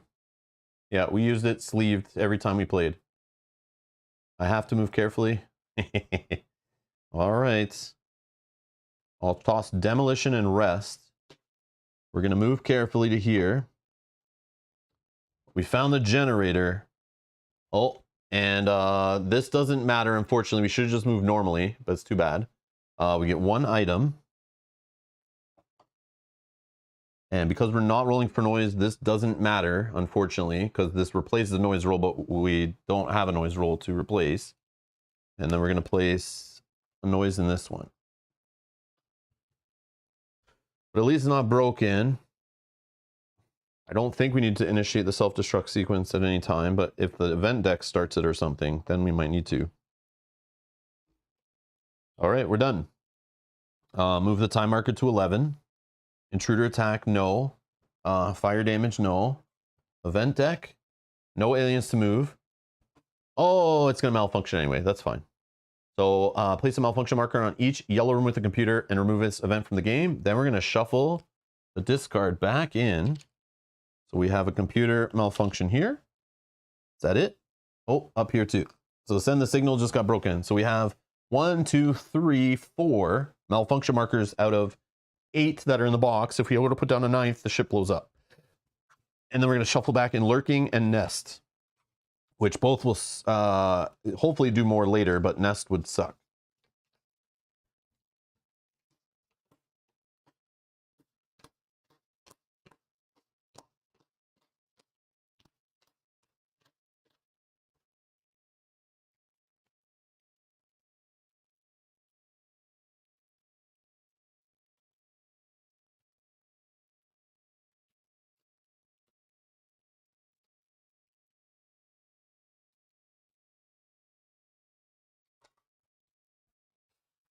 Okay, bag development.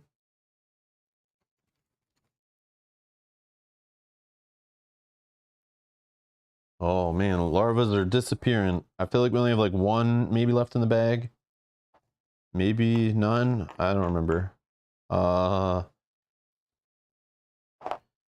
Number 4, this one.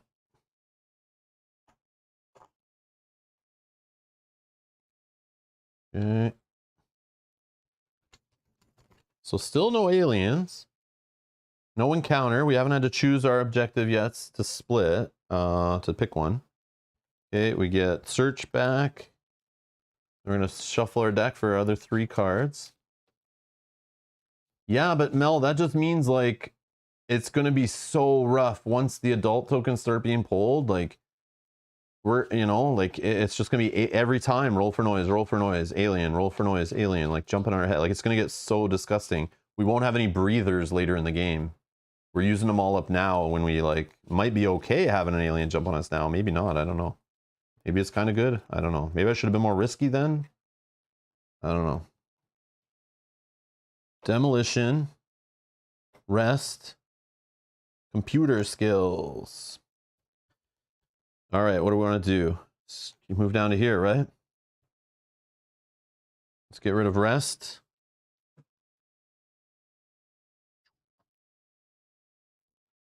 Oh, we found the laboratory. Okay, we found the laboratory. Man, maybe crafting like, I don't know, Molotov cocktail or flamethrower, if we can get that going. Like, something to, like, kill an alien instead of trying to get an egg. Like, I never go that route. I always try to go for the egg. But maybe if we just, like, we know an alien's going to jump on us. If we can taser it, shoot it, have something else to back us up. We do have a way to recharge, I guess. But this could help us. Oh, laboratory is on fire, though. It's hot in her. We gotta do our business and get out quick. So it's got 1 item. Okay. It's on fire. All right. And then we will roll for noise.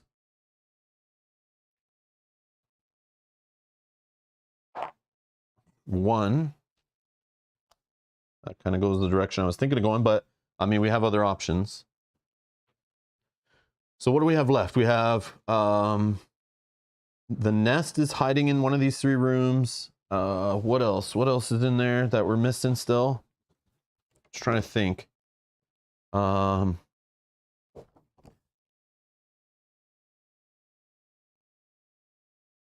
Emergency room we haven't seen. Oh, the ER. The ER is in one of those rooms. And the fire control system. I didn't realize that was a 1 room. Fire control system. Okay. No, once you send the signal, you put a token on your board. If we see on character boards here. So on the character board, once you send the signal, you put it on your board and it's just done. I don't think it gets removed anyway. Once you've done it, it's done. Doesn't matter. The room we don't care about now. That room is dead to us. Drop the body in the lab.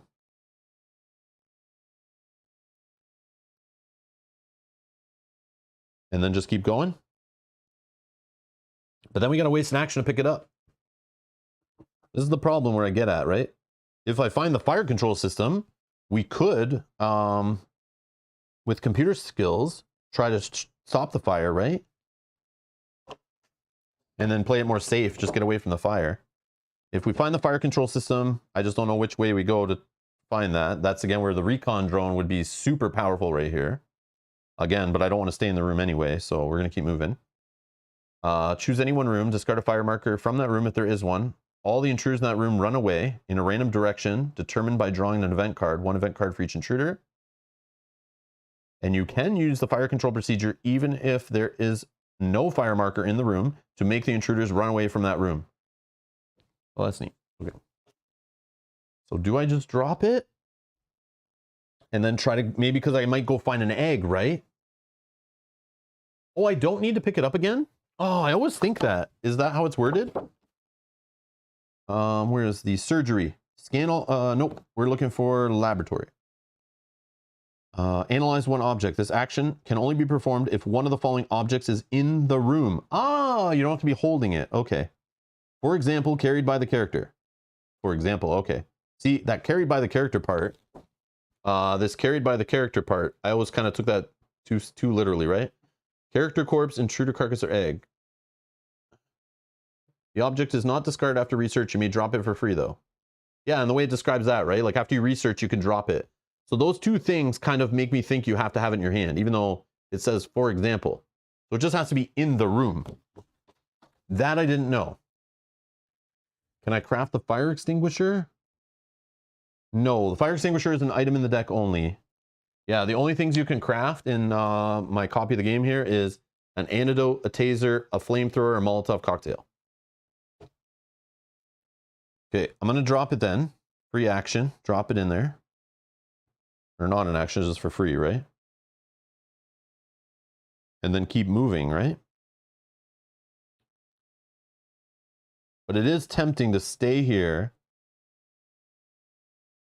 No, it is so tempting to stay here and take one light wound from the fire just to get one intruder weakness discovered, which could make it easier to deal with the intruders to possibly get an intruder carcass. This is the mistake I always make, I think.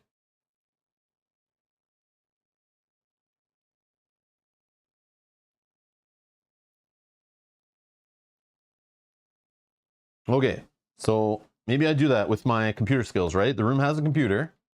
If you're in a room with a computer, uses room action without paying its cost. And then just take a light wound.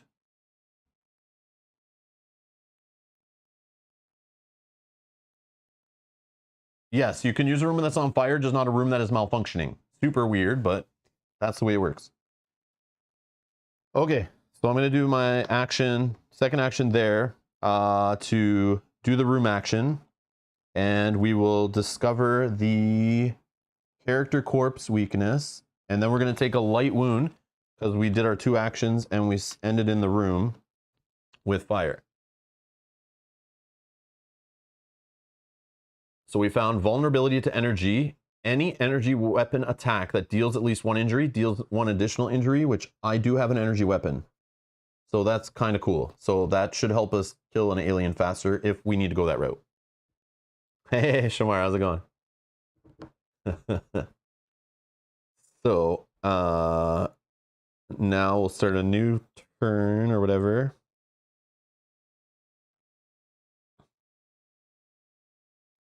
Now I think I go here. Oh, I guess here's, oh, here there's noise here. So if I'm least likely to have a problem, I could just move normally down here to the right because there is no noise around there. I could also do the same here, but there is a noise in the blue corridor. I could move here, but there's already a noise in one. So which direction do I go? It's all a guess. But I mean, the board layout might lead us to go one way versus another. I also got to keep on my mind about being trapped by aliens. You know, if I go this way, it's a dead end, but I could get out with the technical corridor card and then go to this one. I feel like I want to go here, though, even though this noise is here. I could move cautiously to it and just drop a noise here.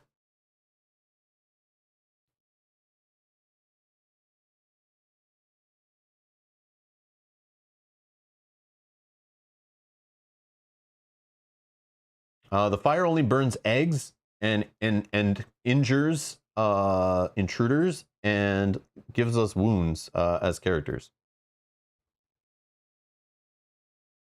Yeah, so I could want an alien to show up, right? So I can try to kill it. But again, I don't feel confident because I only have 2 ammo and a taser. Like, I know how rolling the die goes. I'm probably going to miss on 2 of those attempts and then only hit the taser, which just does 1 damage. And the taser is not an energy weapon, so it won't get extra wounds. I could get lucky on the cards, but I'm not trusting that. I feel like I need another weapon. I do have energy charge to reload, though. So that maybe is okay. But I also still need to get off the ship. Which technical corridor could get me to one of these rooms. Which is kind of cool. But again, they aren't open yet. So what do I do? Start the self-destruct sequence?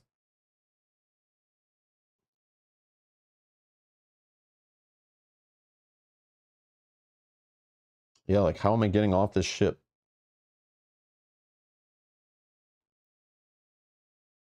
Hmm.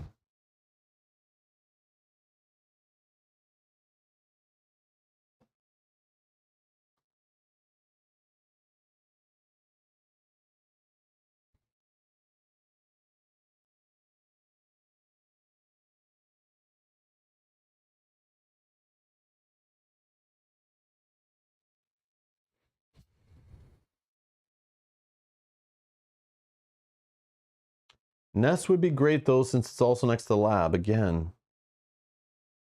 Yeah, missing on those dice rolls tomorrow. I know. Tell me about it. All right. I want to do a poll. Which way am I going?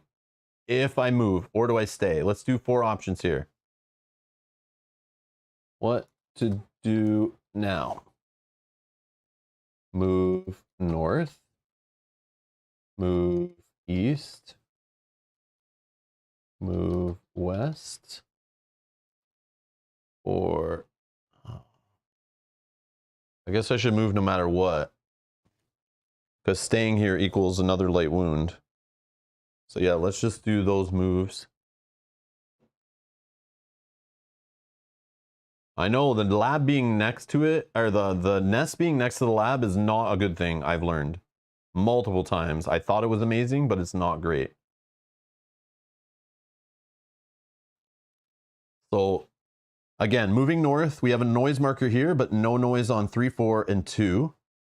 Moving east, we're kind of going into a little bit of a dead end with the engine 1 area, which again, we could align the engines and do some technical corridor trickery to get out of engine room, get up to the cockpits. But again, we haven't looked at any engines yet, so we have no idea if we can survive by getting into the Hybertorium. I still feel like going for an evacuation pod, but again, they're not open yet. And I don't know how we get them open. I think there was an item that helped get them open in one of the decks, but we can't just wait till another character dies that I usually do in the semi-cooperative play and just have them open it. We might want to start the self-destruct sequence, but that's in the broken generator room. But then once we do that, it kind of starts the countdown. We only have 6 rounds left in the game, so we might want to wait on that one. So yeah, feel free to vote if you're watching in the live chat, and I'll close the poll in like a minute, and then we'll figure out which way we're going. And then I can blame you guys when it's horribly wrong. The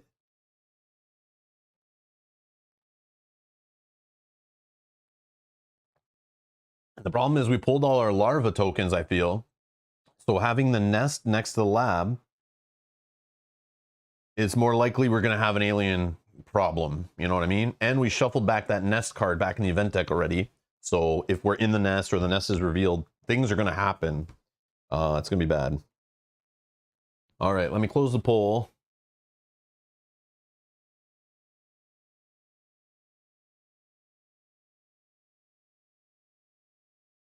Oh yeah, engine 2 has 2 technical corridors. Yeah, we can talk about that when we get to here. All right, 44% say move north, 44% say move east. Ooh. Yeah, ending my turn in the nest does suck. So I guess we do random. Odds, evens.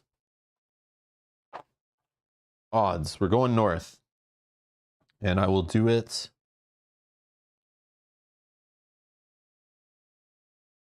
cautiously, maybe.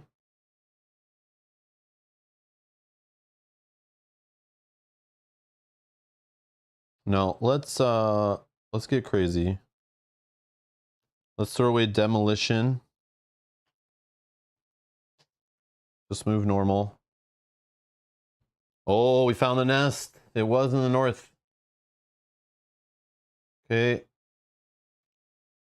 And oh, we actually, roll gets replaced by this one, which is bad, but also good. I don't know. There's no items there. So there is no adjacent alien, so we're just gonna fill all the corridors with noise. That sucks. And do I move again? I move into engine 2 and roll for noise, I'm in trouble. Because it's blue corridor has noise, 3 and 4 have noise. I literally a 1. Yeah, it's alien time. Yeah, this is where it all, remember this, mark this moment in the stream as the time when it all went downhill. When I ended my turn in the nest. I'm not going to take an egg. It costs 2 to do it. I'd be empty-handed. But then again, I would get an egg before something jumps on me. What do you guys think? Maybe I do grab the egg, right? Because most likely we're getting an adult or the queen. I feel like we have only 1 creeper in there, right? And like 1 larva or no larva. Belko, I blame you. You chose north. Yeah, so then maybe we're okay. There might be still a larva, I don't know. I have 1, 2, 3, 4, 5, 6, 7 here. I don't know how many are in the game, but there might be 1 more in there. Yeah, I think the queen's going to show up knowing my luck. But the queen's still going to attack me whether I have 2 cards in hand or not, right? But there are some adults that don't attack on 2, but there's a lot that are 3 and 4, so either way I'm kind of screwed. Yeah. Let's just grab an egg and pick up an egg while we can, right? Before we get stuck in that whole like loop where we can't. Oh, this is so risky. Let's do it. Oh yeah, we're gonna roll for noise, so 100% something is coming. Let's grab an egg. Okay, and we roll for noise after grabbing an egg. No! Number 2, right here. So clean these up.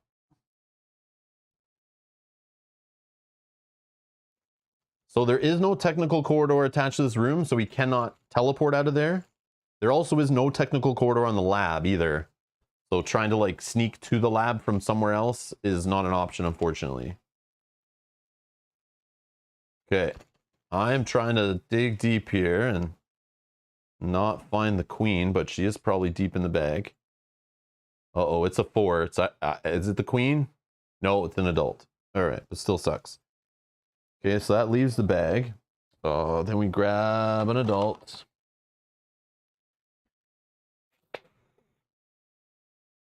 All right. Boom. So now we must choose. Now we must choose which objective to throw back in the box and say goodbye to, and choose one to go all in on. And I'll change the screen to reflect accordingly. Do we keep going with 2 intruder weaknesses discovered and we still have to find a way off the ship or redirect the ship to Earth to survive, get in the Hypertorium? Either way, we have to survive in both cases. Or do we keep trying to explore all the rooms on the ship? We already sent the signal. We've already discovered 1 weakness, so we're like halfway done both. But not really, because exploring the whole ship, we're like, I don't know where we're at. We have 1, 2, 3, 4, 5, 6, 7 rooms. 7 rooms explored out of 8, 9, 10, 11, 12, 13, 14, 15. So we are kind of halfway, right? We are kind of halfway. But based on what you see right here, I want to see what you guys want to do in the chat. We're going to throw a poll. We'll keep going with whatever way. Which objective to keep?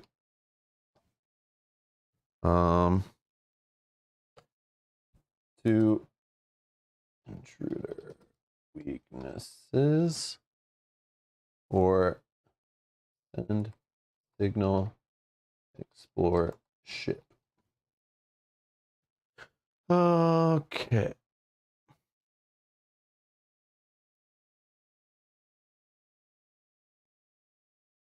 Oh, did I just, yeah, I think I mistyped there. You guys understand.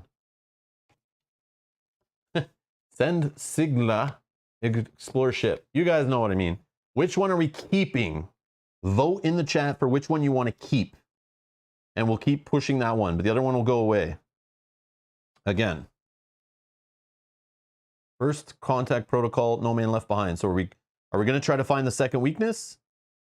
Or are we going to try to keep going and explore all the rooms? Now we have an egg. We are right beside the laboratory, but we have an alien in our space. The laboratory's on fire. And we still haven't found a way off the ship, but that's an issue in both cases. So I don't know if the hatch control room's even up here to open escape pods.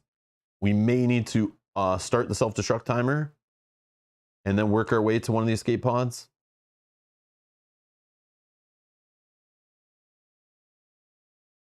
But we'll figure out that when we get there.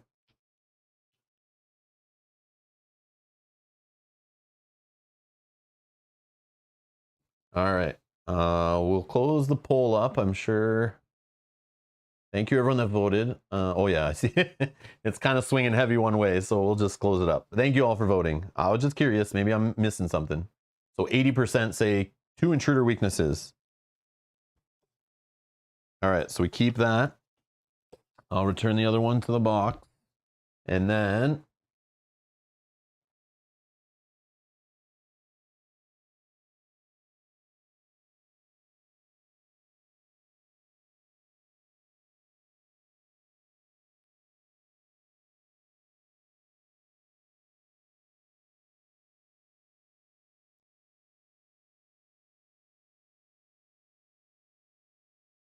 Okay. Let's try to do this. We also have to survive, though. So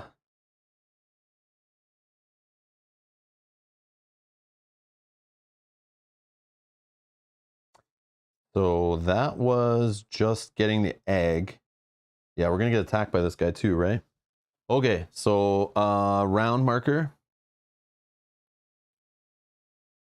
Intruder attack. Oh, we got a bite. If the character has 2 serious wounds, they die. If not, they suffer 1 serious wound. Oh man. Oh man, these cards, these bite cards suck.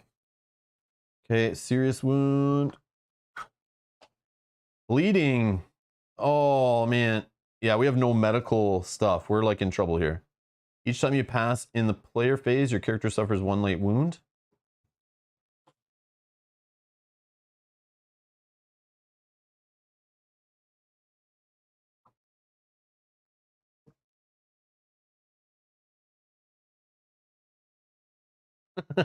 Mike, you're crazy.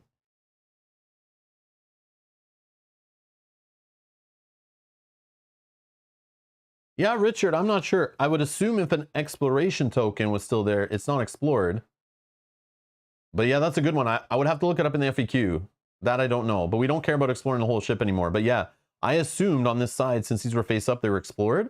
But then they have a face down exploration token. So part of exploring a room is revealing both tokens, right? So I don't know that one. That I don't care anymore. But that I figured we'd have to look up when we got to that point.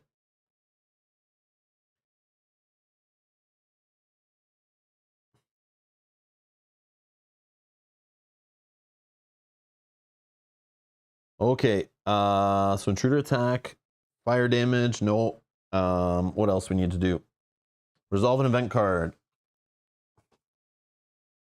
Scent of prey. So this adult is in combat with me, so he doesn't need to move. Place a noise marker in every corridor connected to a room containing a character with a slime marker. No one has slime, right? I'm not slime, so we're good. Bag development. I won't have to roll for noise because I'm with this guy. If it does, yeah, it is an adult. So we won't roll for noise because I'm already with this guy. So I think that's how that works. And now we're going to draw up to 5 cards. Interruption, pyrotechnics, ingenuity, search, and technical corridors. So the ER is one of these rooms. If we're going to try to get rid of wounds, one of these rooms is where we got to go. But we also have to try to like get the hatches open. And again, the hatch room opening thing might not be here. So we might have to do a self-destruct sequence. Oh, alien. See, this is where I wish I had the captain to do the suppressive fire. Just get away from this guy without an attack.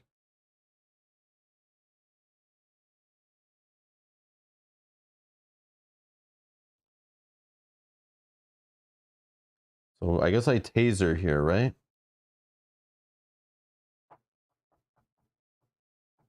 But he might retreat in this direction. So maybe I don't. because it retreats him, which is like a random direction, right? So he might just move into this room. If he does, that's a bad thing. But it's still better than him attacking me again and us getting another bite or something. And what I could do in the meantime is if he does go this direction, I leave him there with the fire. And then I maybe go this direction to try to start the self-destruct sequence.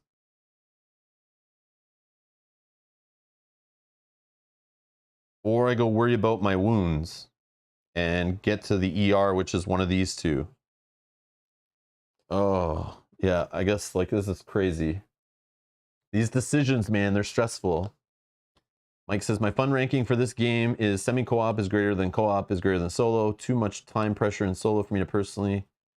In this one, all are still good though. Oh yeah, they're definitely cool. What's more likely? Retreat to the laboratory or serious wound? Probably the wound, but I don't know. I don't know.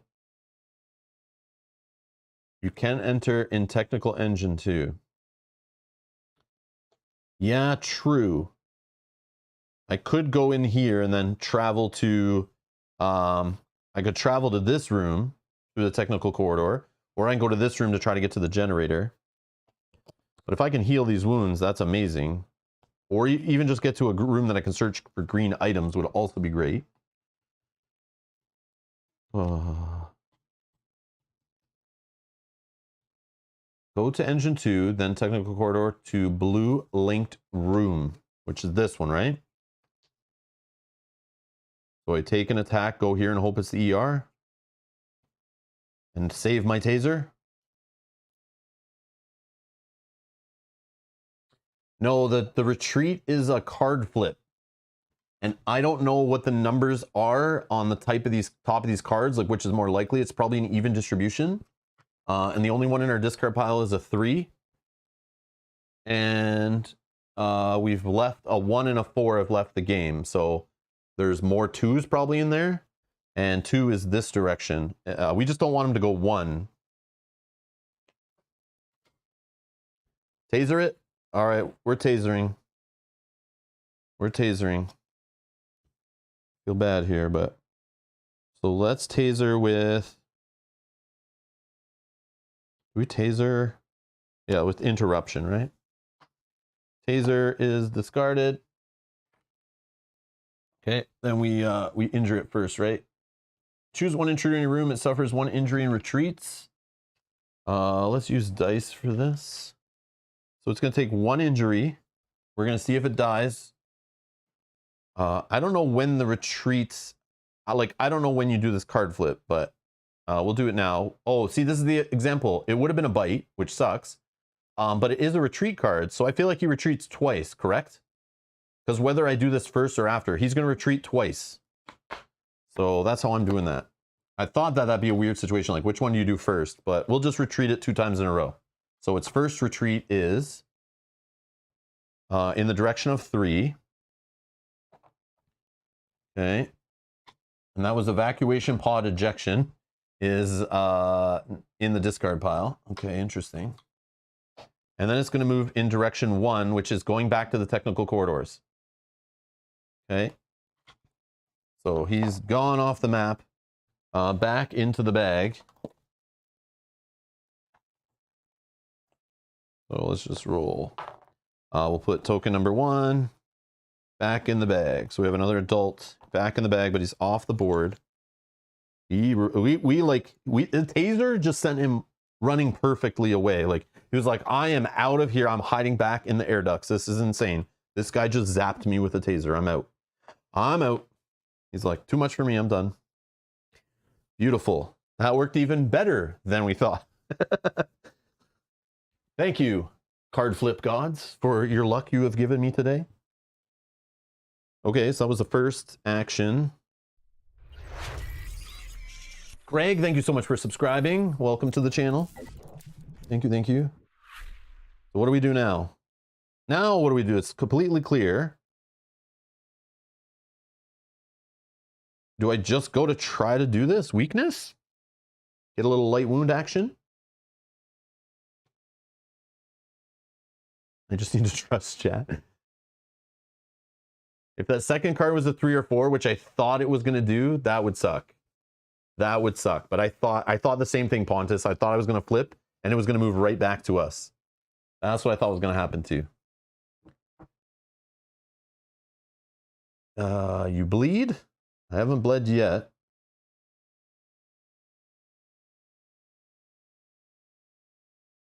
Yeah, I'm not going to pass till the end of my turn. So I'll keep taking 2 actions at a time until I pass, then I'll bleed. So we'll worry about that when I'm done before the aliens go. But if I can get to the ER... Damn. So I've done 1 action. I could...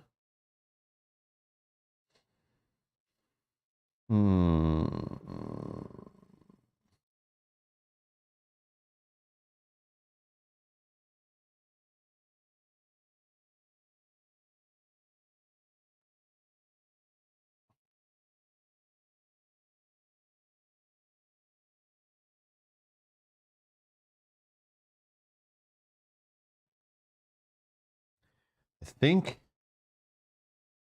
I just go here, take the light wound. We get our second intruder weakness done. So I'll toss pyrotechnics. Because I can't stay here and search. I can't like load my weapon. I can't delay so that I don't end my turn in this room. But I got to go in there and then do the action anyway. So I would still get a damage.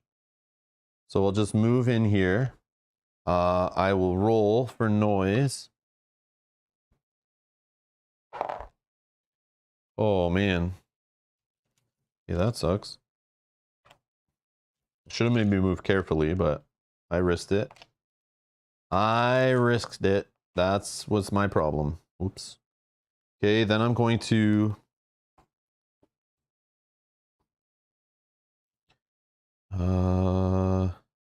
Well, this room does have a computer. I don't have that card. So I did 1 action, 2 action. Then at the end, I take a light wound. So now it's my turn again to do 2 more actions if I want. And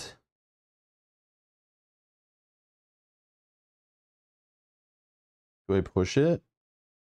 Yeah, I think I do it. Yeah, let's figure out the egg, right? So we're going to toss ingenuity. Although searching here would be one thing. Do I search? I don't want to wait here with the fire. Oh, man. 2 light wounds, fire and bleed. Yeah, I know. I'm going to have 2 serious wounds. I don't know what to do, though, right?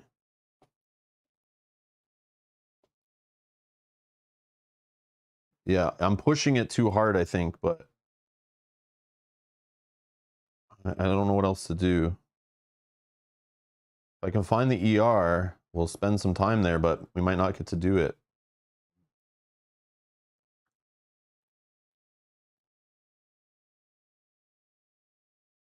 Yep. Let's just do the action of the room.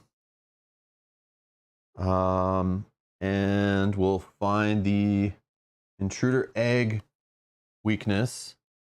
Species on the brink of extinction. The amount of injuries needed to kill an intruder is decreased by 1. That's great. That's great.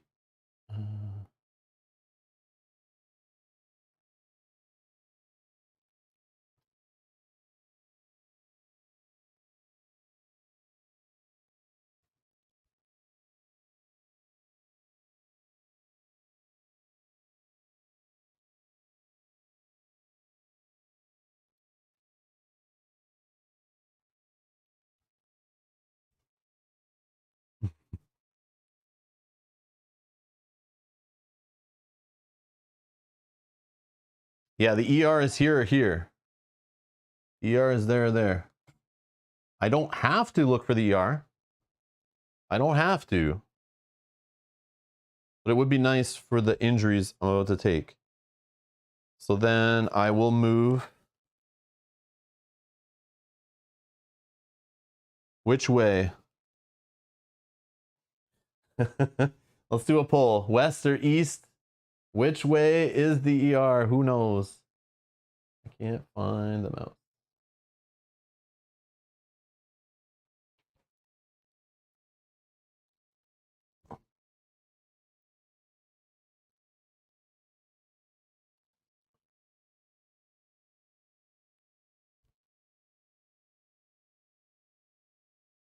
So I don't want to end my turn here, or else I'm taking another light wound from this. I know I'm going to bleed, which is okay, I guess. It's risky.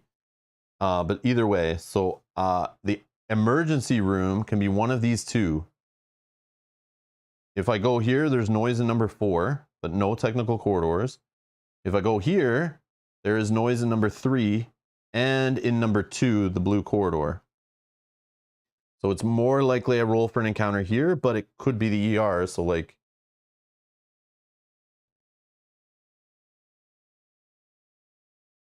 there is a technical corridor in the engine room 1 here, just one. But there is also a technical corridor here that's directly to the west. But to get there, I have to spend this card to do the move anyway, but my deck is empty. So this will go in my discard pile, and next round I shuffle it up so I could get this card back. I could get that card back. Do I need it though? I don't know. Because again, how am I opening the escape pods? That I don't know. I don't know how we're getting out of here once, like, because we have both objectives, but now we need to survive, right?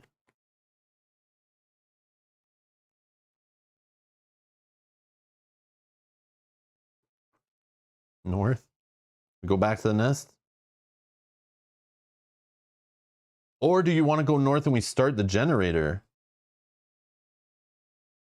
Oh man, I didn't even think of that. I just want to get rid of our wounds as fast as possible. Okay, so Chad's voting west. I can fly home. Here's the issue. Flying home, getting the ship to get to Earth. I don't know the engine status. I haven't checked a single one yet. So I have to go to all these rooms to check at least 2 of them to change them to working. I then could take a technical corridor up to the front. I then have to spend an action to check the coordinates of 2 cards. Probably have to do another 2 cards and another action to change the coordinates. Then I have to get down to here, which is, I can't go this way. To get to the back to the hibernatorium, I have to be in there to survive the flight when it jumps to hyperdrive. So then I have to go like around here through all these unknown rooms, trying to get back to here, to then roll for noise to try to get into the hibernatorium, which probably will fail. And then I have an alien to deal with there. So like getting off the ship, getting the ship to fly home feels like way more actions than getting an escape pod, but it probably is close. But to get into escape pod, I have to get to the generator room, repair it, start the self-destruct. In 1, 2, 3 rounds after that, 4 rounds, I guess, the escape pods automatically open. So in that time, I can work my way getting to like technical corridors, teleporting here, getting in the room at least, or near the room, one of the 2 rooms, and trying to figure that out. I feel like escaping an escape pod's the play, but... And yeah, I could chance it, but again, I'm still doing like pretty much the same gamble on the hibernatorium. All right, so we're going west. And we're tossing the car. We're going empty-handed. This is so bad. So bad. We're going west. It's the ER. We did find the ER. You guys are good. You guys know what you're doing. Like totally, you guys can see this card. You saw the other side of the tile. So this is, oh, it's on fire. Oh, no, it's on fire. That's 1 item. This is so bad. I'm not playing good, I know. So take a serious wound from the fire, and then I'm going to take a bleed. So our serious wound, our leg. From now on, the cost of your escape movement action is 2. So now we have 2 serious wounds. So 1 card flip attack from an alien, we're dead. Like it's, yeah. Ugh.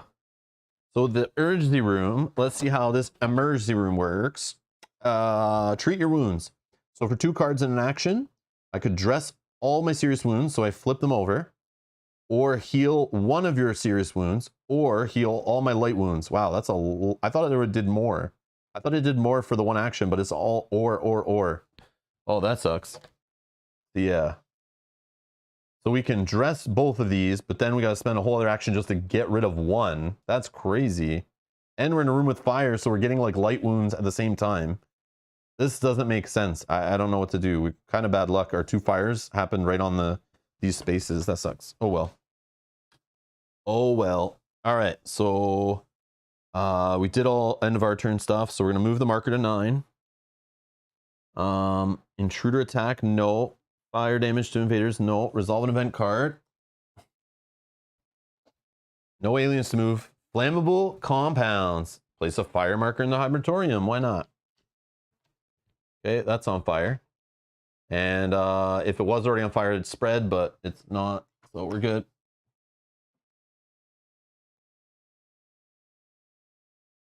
All right. Bag development. Yeah, it's not an ER, it's a walk-in clinic. Yes. Oh. You know where the fire control is now. It's here, right? Yeah. I need to go through the fire, burn myself up just to shut off the fire. Okay, pause the stream. Need more coffee, beer back. Okay, Mike. So the queen, what does this do when we pull it out of the bag? I forget. What does the queen do? The queen says, if there are any characters in the nest, place the queen there and resolve an encounter. Otherwise, if the nest is otherwise, or if the nest is undiscovered, add an egg to the board. Okay. Egg. Back to 5 eggs in the nest. Okay, then this goes back in, I assume. Yep. I would assume so, right?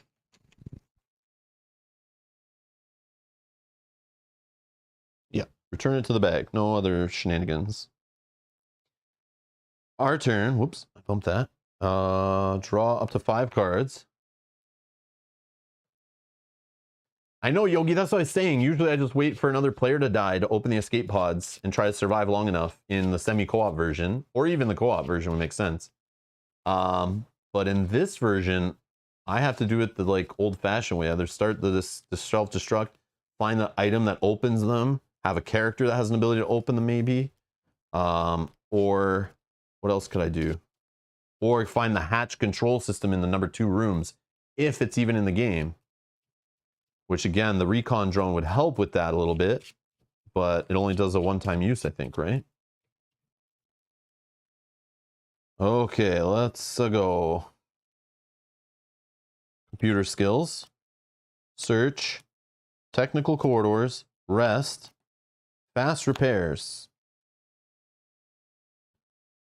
Okay. Does I have a computer here? Nope. So I have to spend 2 cards, and I can at least dress these 2. Then 2 cards to get rid of 1 of them. But then I take a light wound because of the fire, ending my turn there.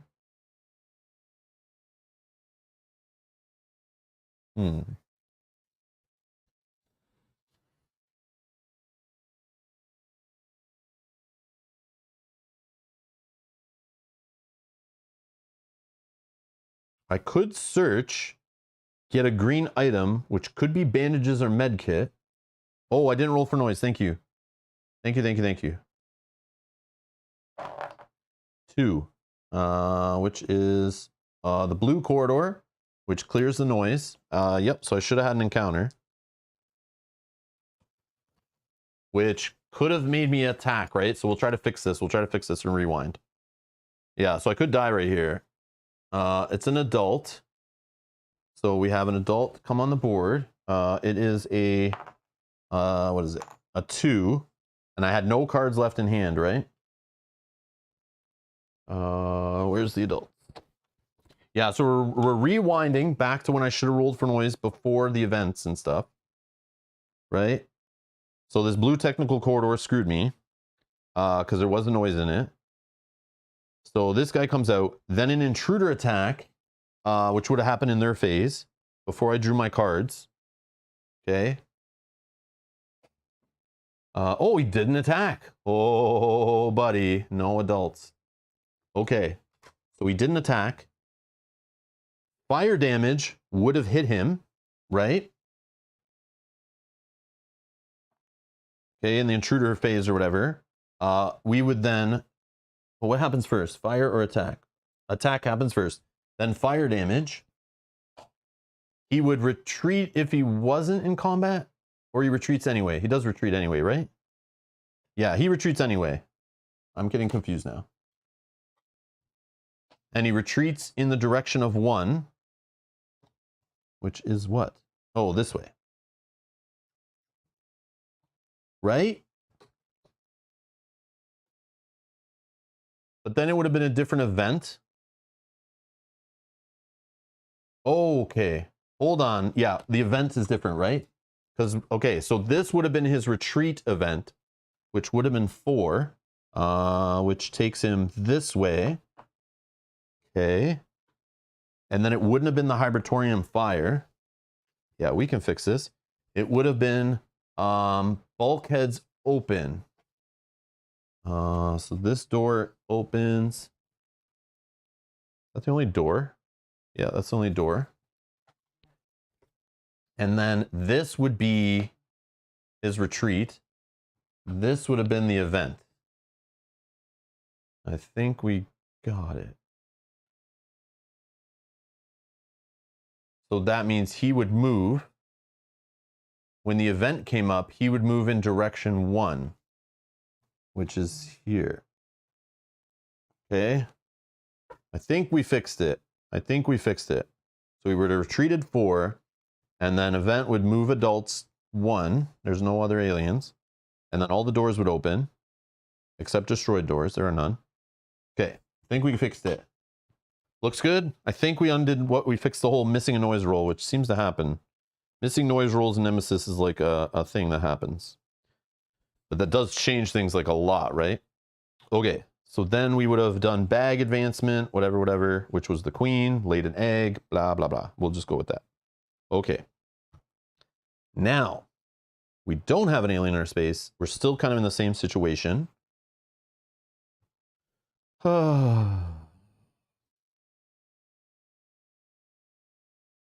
But I think I got to try to repair, like get rid of wounds, right?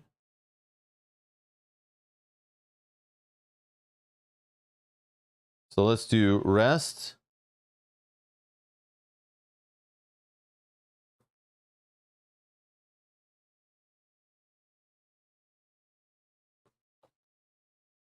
Yeah, we'll just toss computer skills. Yeah, let's do computer skills. I don't know if it matters. Computer skills and rest. To dress all wounds. Right.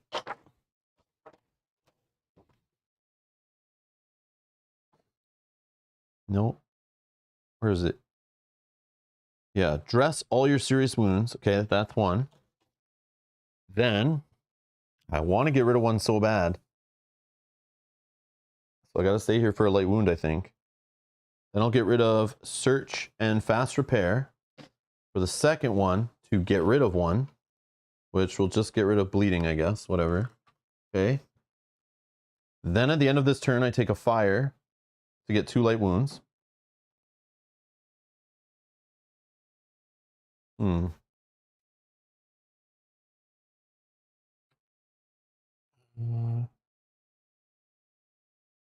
if I pass, I get another serious wound, right? Is there a way I could do this better? If I just did the flip, then I pass, I take a light wound, and then I have these 2 are flipped. And then if I don't do the second action, I more safely end my turn with that extra light wound from this. Then the start of the next round, because if I roll for noise right now, nothing happens, you see? And then I only take 1 light wound. Then the start of the next round, I discard 2 cards to get rid of all light wounds. And then I repair. I take 1 light wound back, but at least I get rid of 1. I don't know the best way to do this. I'm new in the ER. I don't know what I'm doing here. I'm not a doctor.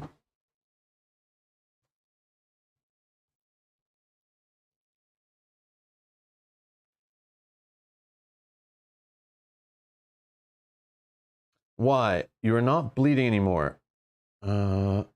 Blue move to above room?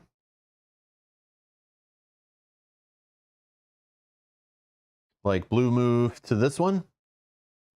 But I don't want to leave 2 serious wounds and get attacked by an alien and draw a bite card. That's like how I see that happen every game I play. There's like 4 or 5 bite cards in here. I've already got 2 of them, but like these cards come out, you're dead. You're just done, like with 2 serious wounds. It's like the suckiest way to lose, just from like a random card flip. Like, I don't mind the game, the whole 3 wounds, you take any other kind of wound, you're dead. That's already restrictive enough. But the idea you can just have 2 serious wounds, even face down, and you're just instant dead. So it sucks. Just sucks.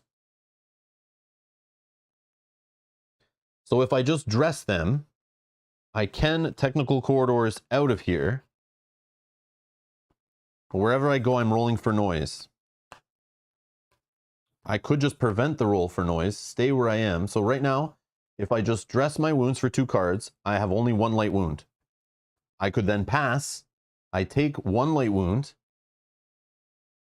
In a new turn, assuming I'm there and don't have trouble, I could, and I'm holding 3 cards, so I feel a little safe, right? I draw 2 more cards at the start of the next round. And then I start off by playing 2 cards to heal all light wounds. So I go down to 0. Then I can play 2 more cards, get rid of a serious wound. I end the turn there. I take 1 fire damage, go 1 light wound. I end that turn there with 1 card in hand, and then I try to escape next. So I just keep technical corridors in my hand.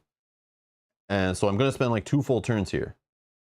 That's the way the Nostromo crumbles. Yeah. So this is my goal. I have to waste like 3 turns, basically, 2 to 3 turns, just trying to get rid of this crap that's going on here. I just have to do it right. Welder who becomes a surgeon? Yeah. So I just have to basically, like, burn my leg off or something. Like, I don't know, cauterize my wounds. I'm not sure what I'm doing. Okay. So first action, we dressed all our wounds. Then we're going to pass. Okay. We pass. I take a fire damage, go to light wound. Okay. Then, how do I do this? So we go here, boom, Hybernatorium's open. Intruders attack, intruder fire damage. No. Resolve an event card. Consuming fire, so adults are not moving. Set the item counter to 0 in each room with a fire marker. Yep. So there's no items there. No items here anymore. So I just lost access to green items in those rooms. Place a fire marker in each room neighboring a room with a fire marker. And fire. Yeah, well, this is. Oh no. Oh no. Fire does not spread through closed doors, and all the doors just open too. So yeah, we're gonna put 1, 2. Is it? I think I put fire in closed rooms. That makes sense, right?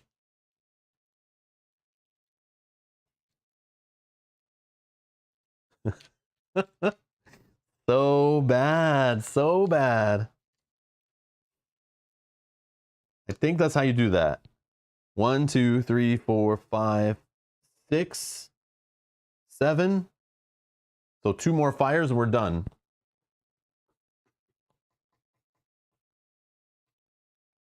No, I don't have to roll for noise if I don't move, right? Which is also key. Unless I pull the adult bag from the bag in the invader step. Oh, so bad.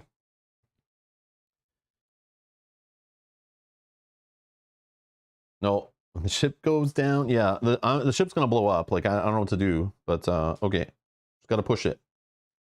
Okay, so that was event. Now bag development. Oh, there was a larva left. There was a larva left. So this leaves. And we pick a new adult. Put in the bag. Number 1.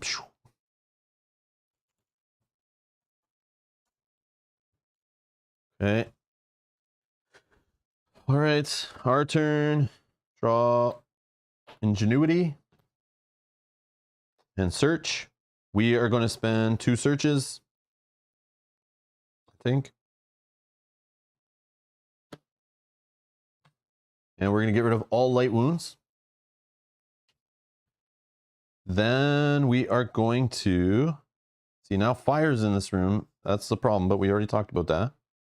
Then we're going to do the room again. We're going to spend fast repairs and ingenuity to get rid of bleeding. We only have 1 serious wound. Okay, we end our turn here. We take another light wound. We'll pass. We go to time marker, intruder attack, fire damage. The aliens are not in rooms of fire damage. Event card. Nest. So adults aren't moving. If the nest room is explored, place a Norse marker in each corridor is connected to the nest. This card showed back up again. Okay. Okay, done. Bag development. Adult, so we have to roll for noise. Where is this die? Right here. 3. Noise goes here.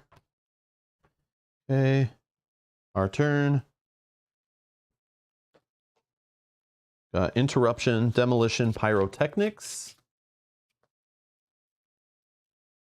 Time to gamble the ship and jump in the hibernatorium. I mean, I know it's not going to Earth. There's like 1 out of 8 cards or something where B goes to Earth. It's definitely not. Now, if I went and messed with the cockpit, I would gamble on the engines, but I wouldn't gamble on the cockpit. I would have to peek at the coordinates at least. But then getting back to the hibernatorium is like going to be rough. There are technical corridor rooms that I can get to get in there. Our last card is search. Okay.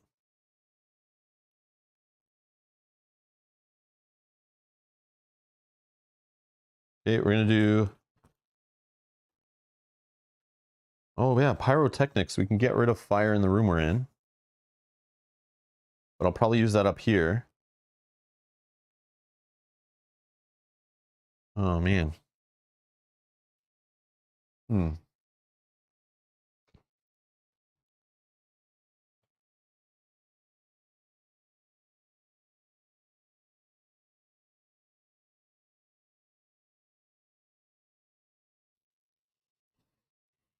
So the generator room is now on fire. That really sucks. It's also broken. Like, it's very expensive to remove the fire from it. And starting the self-destruct sequence, I'm almost at the rounds where it's like too late.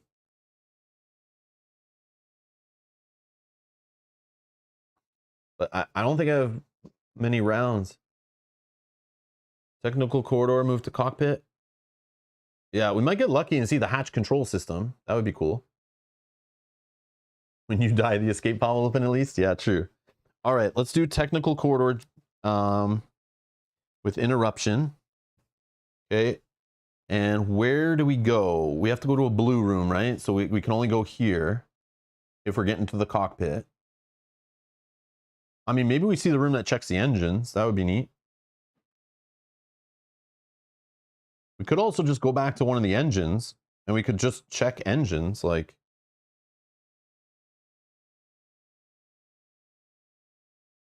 And then go up here later.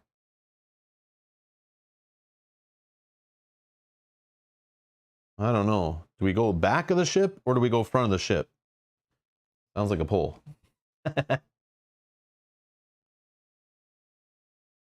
So,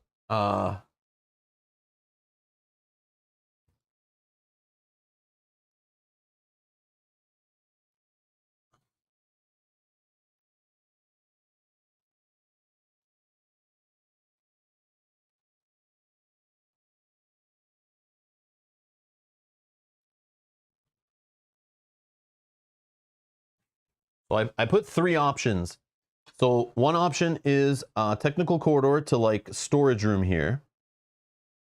And then we go to the generator. We try to, I have pyrotechnics. Maybe next round we can get the fire out of that room.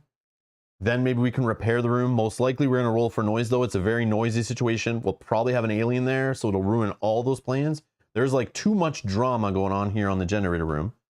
Or do we try to get home and we check the front? Maybe we find a room that lets us check the engines. Or maybe we find the room that opens the hatches. Because that could be here in the number 2s. So one of those 2 rooms, they both could not be in the game though. So we choose here. Or do we go back to the engines for now, check them ourselves, not rely on them, then take one of the technical corridors, the red or the blue from back here, to go up to this room or this room to get to the cockpit to do our business.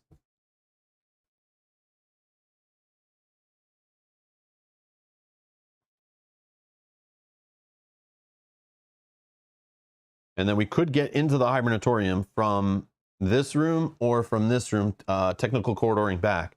But the problem is that's so many rounds, and the technical corridor card, we are only going to see it so many more times, right? It's just going to take a while to get it back again. So I don't know if we'll see it enough times to get all of this done.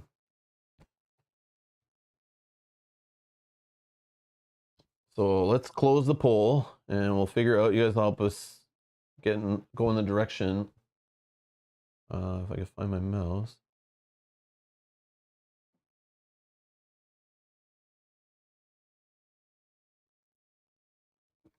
It's like such a gamble because we have no idea what's in the number 2 rooms. And the engine rooms are not connected to each other. So we have to use like technical corridors to like get into the next one. And then technical corridors to like get out to get to the front of the ship or whatever. So it's like that takes so long to get that card to go back through our deck and get it back in our hands. And we might miss it on the shuffle, you know?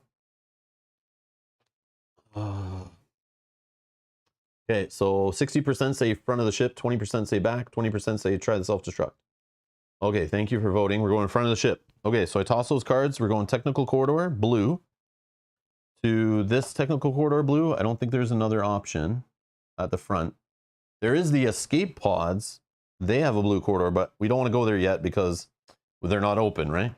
So here we go. Let's see what's here. It's the air control, our airlock control. This doesn't really help us. This could stop fire, right? This gets rid of fire? Does it have that too? Choose a yellow room. Yeah. Oh, okay. The corridor is connected. May not contain any destroyed doors. Automatically close the door in each corridor connected to that room. Place a depressurization token in that room to represent an active emergency depressurization. If any of the doors of those corridors connected to that room are open before the current player phase ends, remove the token. If all doors in each corridor connected to the room are closed at the end of the current player phase, after players have passed, everything in the room dies immediately. Both characters and intruders, then remove that token. If there was a fire in that room, remove it. Any corpse, carcasses, and dropped objects still remain. Okay. Then we need to put 2 items on this one. Remember, solo rounded, or half. Cut in half, rounded up. And then we're putting a closed door. Oh, that's interesting. I'm assuming the door fails, right? Because you can't put a door in a technical corridor. So I'm assuming that just fails. And then we got to roll for noise.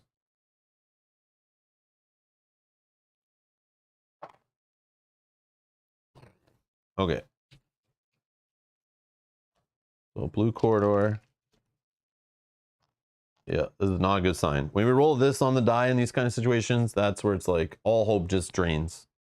All hope just disappears.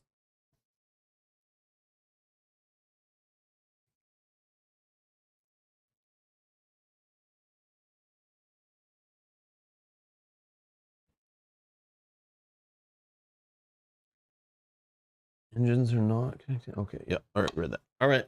I guess we move into the cockpit.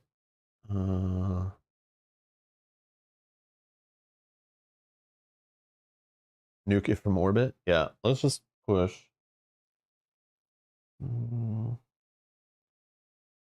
I could search. But again, it's slowing us down here. What's going to happen is I move into this room, I either roll a die and probably an alien drops on our head, or I move cautiously and then an alien drops on our head in the event phase. But I won't have enough to like check the coordinates before that happens either way. So I'm just going to move regular.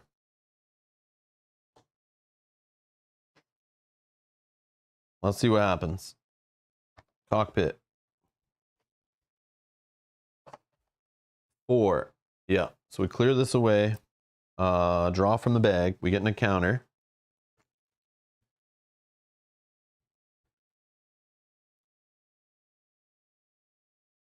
We got the blank.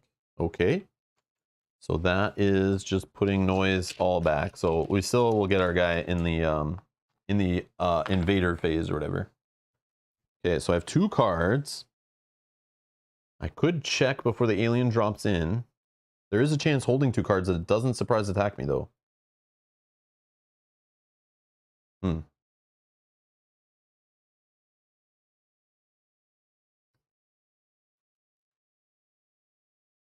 I think I'm going to hold the cards. I'm going to hold the cards. Maybe I can avoid a surprise attack. Yeah, I'm holding. I'm holding. Let's stop pushing. Okay. So round marker, I'm done. Anything happening at the end there? No, right? Okay. Time track, self-destruction track, intruder attack. Nope. Fire damage on them. Nope.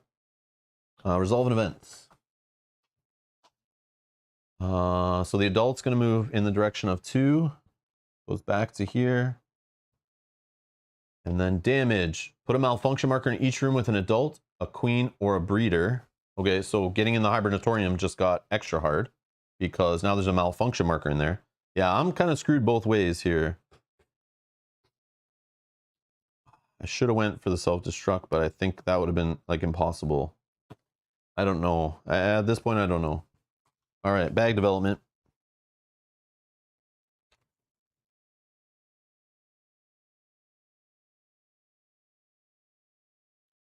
Goes blank, adds noise that was not there. I'm pretty sure that's what it does, right? When you pull a blank on an encounter. When you draw a blank token, place a noise marker in each corridor connected to the room in which the encounter took place. If a blank token was the last token in the intruder bag, add 1 adult to the intruder bag that wasn't. And yeah, that's it. Oh, the game hates me. Yeah. Here we go. Oh, creeper. This just leaves the bag. And now we got a breeder token in there. Ooh, got lucky on that one.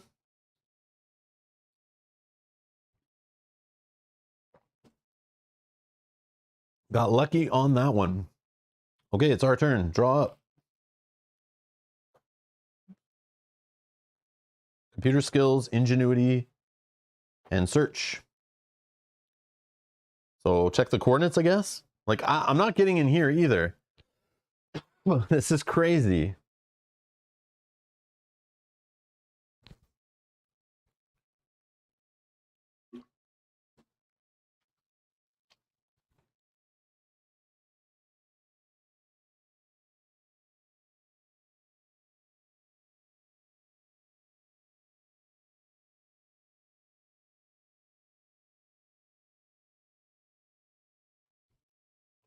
Excuse me while I hack my brains out with a tickle in my throat.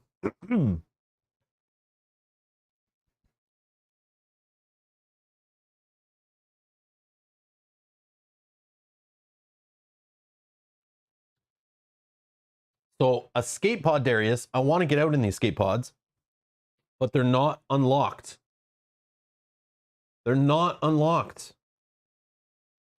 So I could find the hatch control system in these 2 rooms, but again, there is 4 rooms that aren't in the game. So the hatch control system could be missing.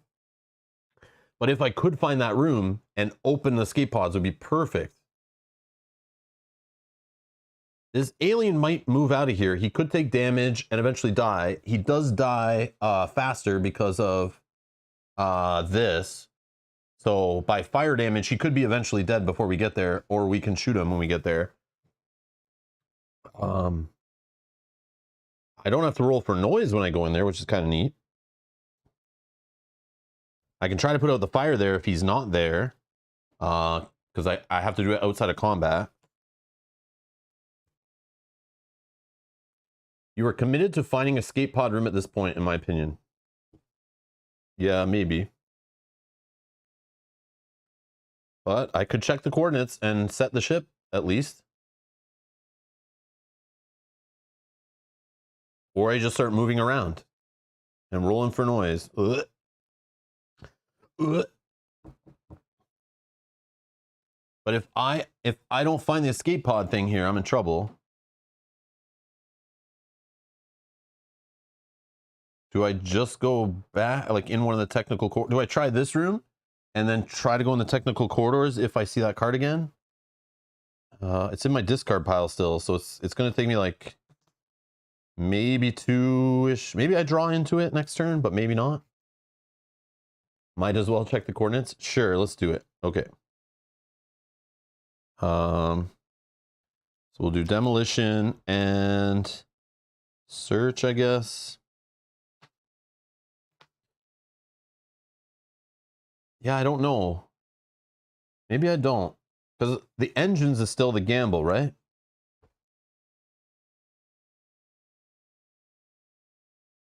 We could find the room that checks the engines, though, but we still have to get back to them to fix one, possibly, or fix two.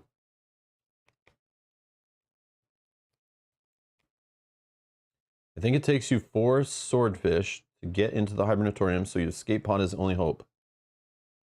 But how are we getting in a locked escape pod? That doesn't make any sense.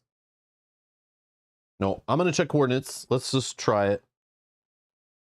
Let's just try it. Yep.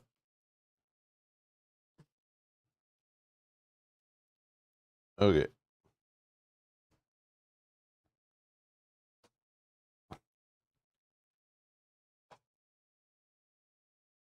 So it's right now going to deep space, so we have to change it to D.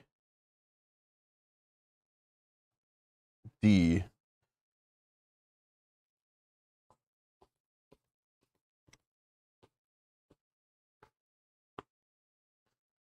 Do I just leave? Do I just leave? Oh man, I don't know. I kind of want to give up on it, but I also want to just change them now before an alien jumps on me. Oh, I don't know what to do. Maybe I'll just keep running.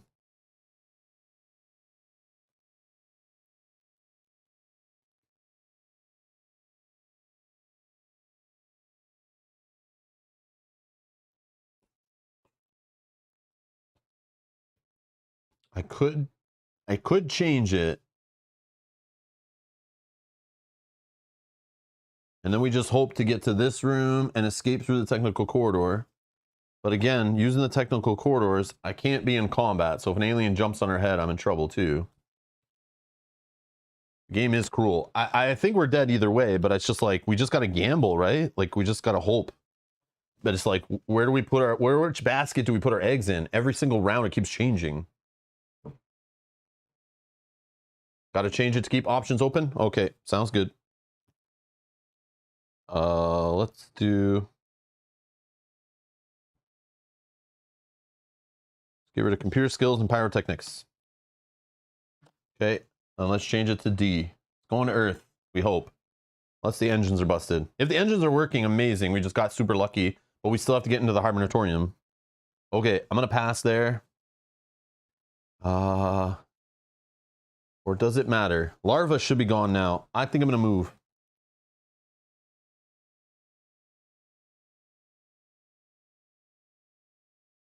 Yeah, I'm gonna move. Let's push it. Oh, covered in slime. Okay, we're slimed. Yeah, I'm pushing it. I don't care. It's got no items and it's broken, but it can't be broken. So it's just chilling. Okay, we're up here. We're gonna roll for noise. One, which clears this, clears the red. Okay, token from the bag. I didn't have enough cards to cautiously move. Oh, yeah, instead of changing the coordinates, I did debate that. That probably would have been the smarter play. What do we get? Adult is jumping on us. We have no cards in hand, so it doesn't matter. And here's where it all falls apart. Okay, attack. Claw attack. Character suffers 2 light wounds, gets 1 contamination card. Well, that's going to be a serious wound. Okay, serious wound. Now we're drawing less cards, so now we're like really screwed. Like, we're not going to get a lot done now. So we have 2 serious wounds and 1 contamination card. It's going to make it harder to see our technical corridors. That sucks. Okay. So a surprise attack. Round marker moves. Intruder attack again. Nothing. It's not an adult on the card. Fire damage. This guy goes to 2. We flip a card for him. He's dead. He's dead because of our weakness. The amount of injuries needed to kill an intruder is decreased by 1. So this guy actually dies. And we drop an alien carcass. Whoops. An alien carcass here. Right, right. So it's fire damage. This guy's gone. What else we got to do for that? Resolve event card. Event card is adults aren't moving. We don't have a breeder or queen on the board. Regeneration. Each intruder on the board heals 2 injuries. None of them on the board have any injuries, so that's the whiff. Bag development.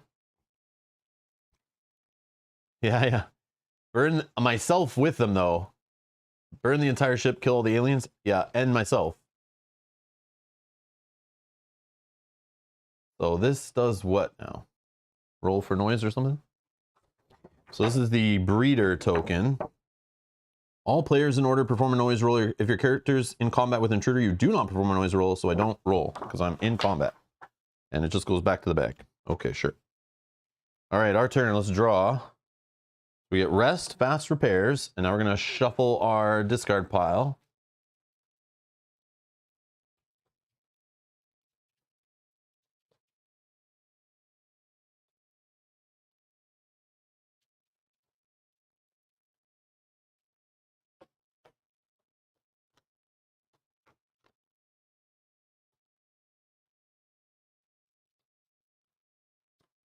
Computer skills, search, and technical corridors. Nice. Okay. I didn't think we were going to see that for a while. Knowing my luck. Okay. So, oh, now what?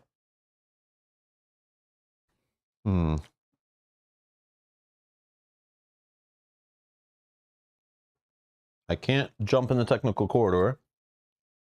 I could try to run from this guy. Oh, I shouldn't have that many cards. This will go back on top. Yep, body. Man, this thing, every video I watch, people forget this. We forget this in our playthroughs too. So, thank you for catching it. Thank you. Yeah. Yep. We're definitely more restricted. So with only 4 cards, do we just shoot them? If we do at least 1 injury, we're going to do an extra from vulnerability to energy. If we roll the single hit, it's treated as 2, and they die from less.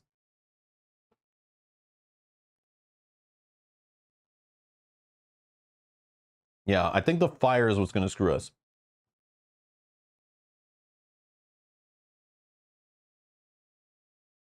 Okay, let's shoot him.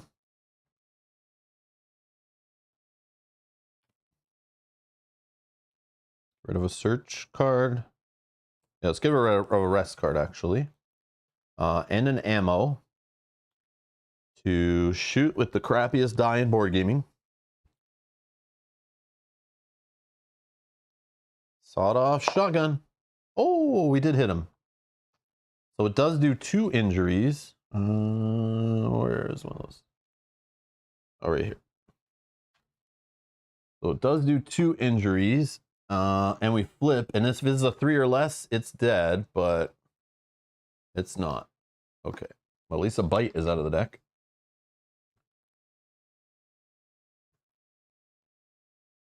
I gotta shoot him again, right? If we're going all in. Let's get rid of fast repairs, maybe.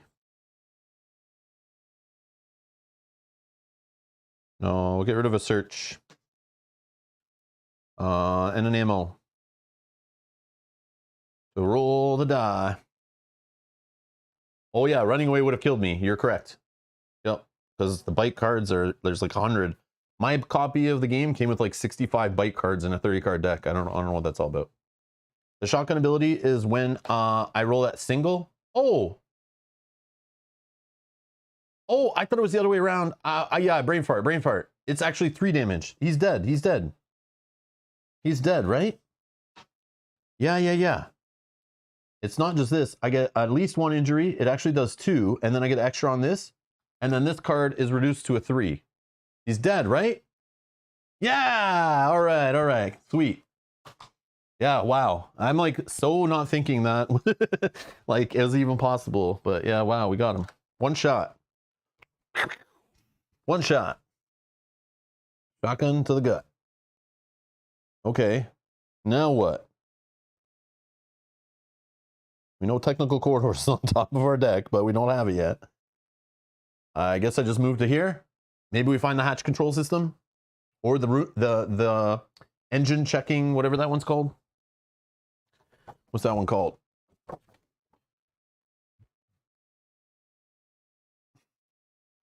Oh, we could find the monitoring room that lets us check any one unexplored room tile, so we could look at the other rooms. Yeah, engine control room maybe would be nice, but it might not be in the game. But hatch control system, if we find that, the whole game is like, oh, move cautiously to do it though. But I don't see why moving cautiously, because it's 1, 2, 3, and 4. So I have to place a noise. Oh, but then on the die roll, it could place noise all around.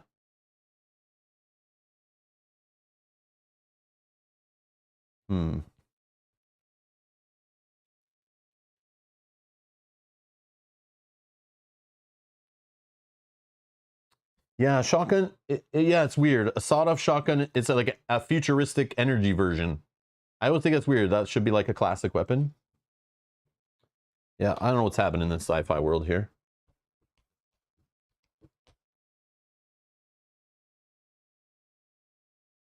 I only have 3 cards left. Okay.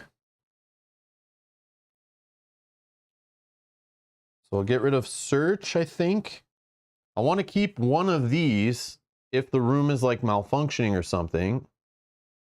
Or I might be able to use its ability without paying its cost. So I think I'm going to get rid of the search. Oh yeah, and I'll get rid of fast repairs. Maybe I'll do that. We move cautiously. Oh, it's the cabins, man. Come on. Oh, and I should have moved normal. Oh no, that would have been replaced by the claw, right? Yeah. Okay, so we're not rolling. So how many items? It's only 1 item. 1 item. And where do we put our noise? I feel like back here, right? And number 3, where we came from. It's crazy. All right, we'll stop, right? We'll stop there. Save computer skills. But there's no item in this, or there's no ability in this room. I kind of wish I kept my search card, but I'll pass there. Move this to 4. Intruder attack, nope. Fire damage, no intruders on the board. Event card. Adults, there's no one left on the board. Oh yeah, I forgot to put the carcass.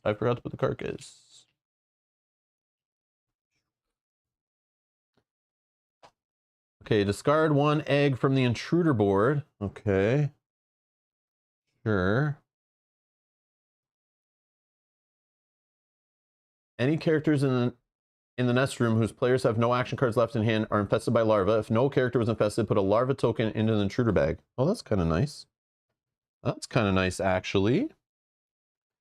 Yeah, maybe that token will save our butts. Maybe that token will save our butts. Okay, let's advance the bag now. Okay. So we roll for noise, right? Roll for noise. Don't be the 3. It's the 1. Okay. Which is going to make it harder to get out of there if we go that way. Okay. Cards. We are in the cabin, so we actually get an extra card, right? That's what this room's for? Cabin. Yeah, so we're going to draw 5 action cards instead of 4 this time.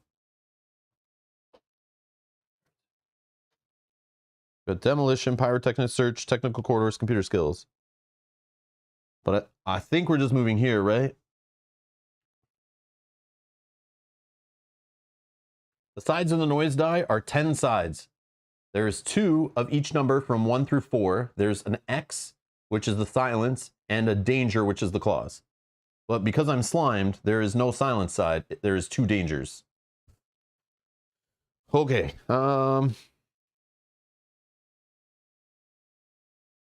That's why the cautious? Yeah. Okay. Yeah, I just moved to here, right? Maybe it's hatch control system. Please be hatch control system.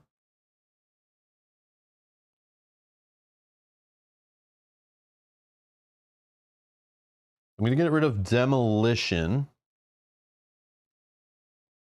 Should I move cautious, though? That's the thing. And you have 2 serious plus 1 slime. Controlling your encounters are key right now. Okay. So should I do a cautious move to this one, too? Oh, should I search before I leave, though? Should I search for maybe some way to get a med kit? Hold on. Should I be searching? I have a search card. I'm in a room where I can choose which deck I search from. If I find a med kit, I mean, I don't have many rounds left anyway, but that med kit could help me get rid of this dress wound. So at least I only have 1 serious wound right now.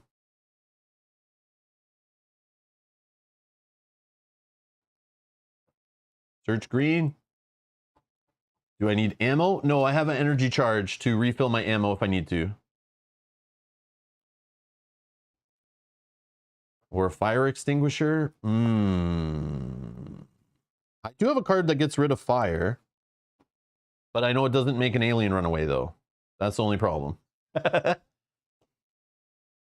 Oh, man. So, Pontus, I'm in the cabins, which I explained very clearly, but you obviously weren't paying attention, Pontus. The cabins let me draw an additional card because I started my turn in there, okay? Just believe me. I believe me, okay? I'm not lying. I even read it off the sheet. All right, I'm going for a med kit, but I know I'm not going to find one, but I'm going to try. 2 green cards. It's all good. It's all good. I'm just joking, Pontus. So I got bandages, though, and synthetic food. Dress 1 serious wound or heal all light wounds. I have no light wounds. Dressing a serious wound will let me keep drawing more cards, though, but it doesn't get rid of a serious wound, which is a problem. Synthetic food allows me to get more cards going from my deck, kind of. It just gives me like 1 extra card because you have to spend a card to do it. So it would let me cycle through my deck faster if I need to like get cards back that I need.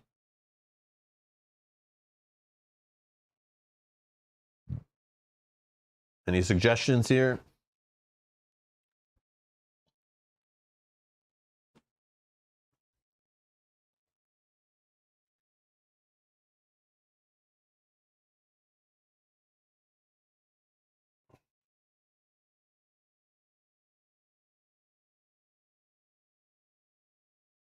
Yeah, bandages for sure, right? Yeah, bandages for sure. I thought so.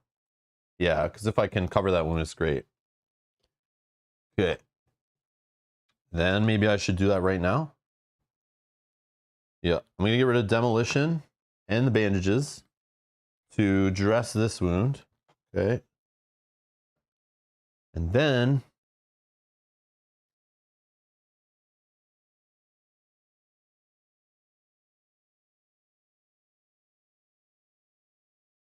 let's move cautiously. Now I have pyrotechnics, which would be nice to remove fire if we need to hang out in there. But I don't know when I'm going to get out of that room anytime soon. Computer skills might be nice to use this ability if it has a computer. I just don't know if those rooms have computers. Does it show that in here? No. Yeah, just push it. So do I keep technical corridors or do I let it go cycle through the deck again? Because there is no technical corridor here anywhere in all of these 4 rooms, including the hibernatorium. So even if I have to get back to the engines, I can't do it anytime soon. I'm like really giving up on that. So I think I'm going to get rid of technical corridors to move. Sniper Gotcha says, that's it. I'm busting out Nemesis tonight for my own solo play. Love this game. Yeah, it is so tense. I'm losing my mind here. All right. So I'll move regular then.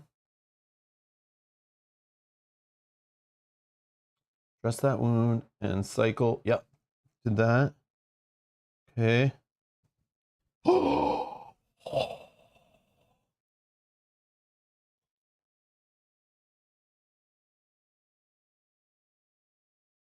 Despair to some hope. Some hope we have now. Oh man. Hatch control system. But of course, it's broken. All right, so it's got 1 item. Stupid game. All right, I'm running. I have 2 malfunction markers left and 1 fire. So yeah, I think the ship's gonna blow up before we get anywhere, but and then we're gonna roll for noise.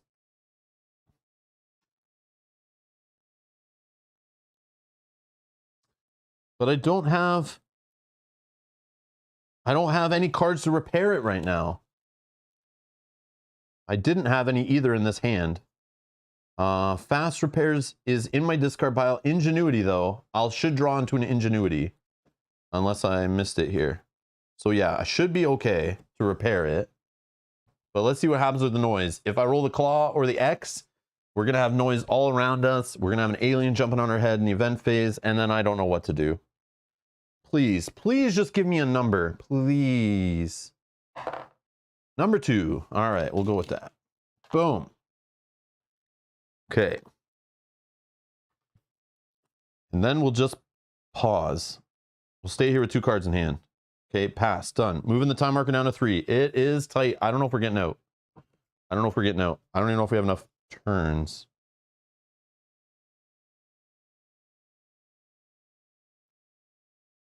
No computer here either, so I gotta pay the 2 full cards. Oh. Yeah, KJ solo mode is cool. With the chat playing along for sure. It is cool. It's generally just cool. It's generally tense and cool. I feel like I got screwed on my objectives though. But and my character choice with the captain. And some of the cards that they have are kind of sucky that they don't do anything in solo, but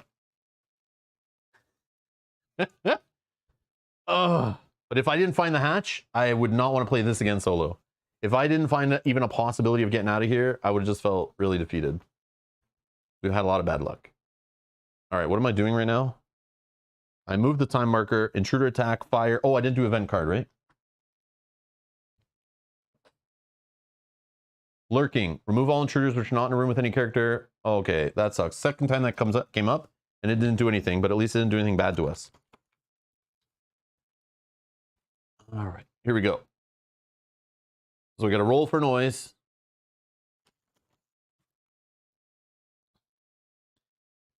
Don't be a 2. It's a 1. They really want to screw us in this hibernatorium roll if we ever get to... Oh, we're not going that way. Yeah, we're trying to escape pod. Escape pod, escape pod. Okay. Draw up.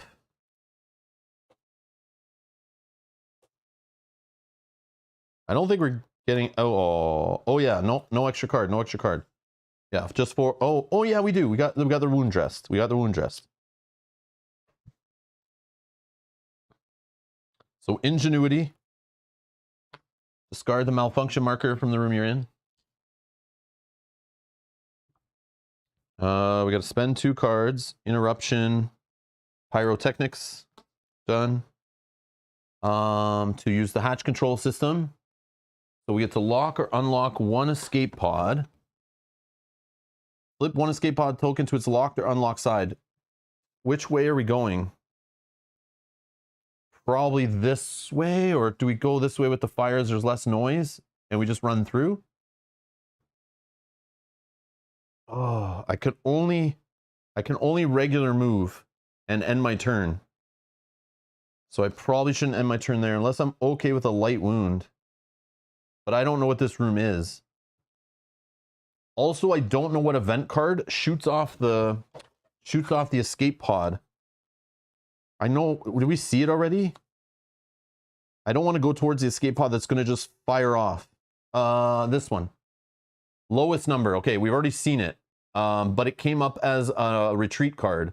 So it could go back into the deck, right? But I don't think it will happen, but it could.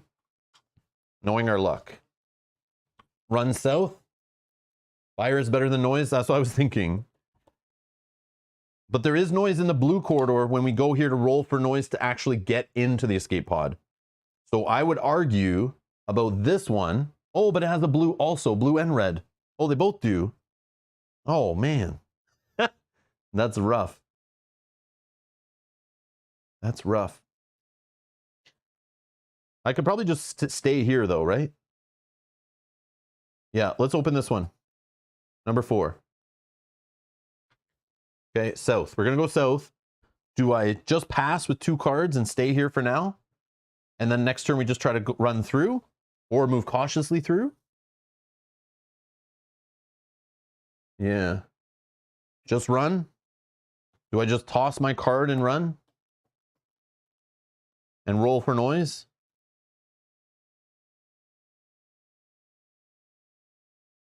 Pass and discard the wound. Pass, okay. We're going to pass, discard the wound. Okay, done. Move the time marker to 2. Ooh. Not a lot of rounds left, guys. Can I enter there with the technical corridors? There are no technical corridors here. There is no technical corridors near me at all. The closest ones are literally the same distance away as this evacuation pod.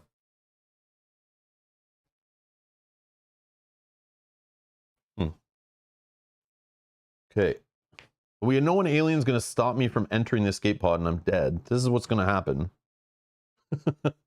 Okay, so time marker is moved. Fire damage event. Let's see. Noise in technical corridors. Place a noise marker in the technical corridor if there isn't already one there. So I'm assuming we put one in the red, which sucks. If there is, each character in a room with the technical corridor entrance performs a noise roll. Oh yeah, how does this work? Place a noise marker in the technical corridor, but of course there's 2. If there isn't one there, but there is one. If there is, each character in a room with a technical corridor, I'm not in one with the technical corridor, so I don't roll for noise. But this one, obviously, this card wasn't made with the other side of the board considered, right? I don't know how to resolve this. Do I put a noise in the red or not? That's what I don't know. But this kind of stuff, like they made the board at the same time, so I don't know. I'm not in one of those rooms, but I just don't know.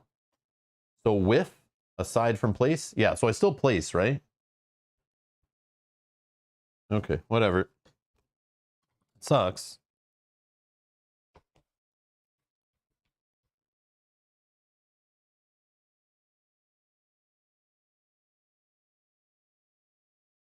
It's a blue card, so blue corridor. All right, advance the bag. Let's see. I'm probably going to roll for noise here. Oh, nope. Larva comes out.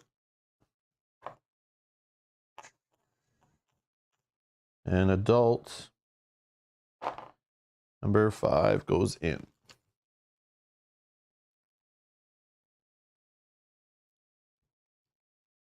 Okay. Our turn. When in doubt, what's worse for you? Oh, come on. All right.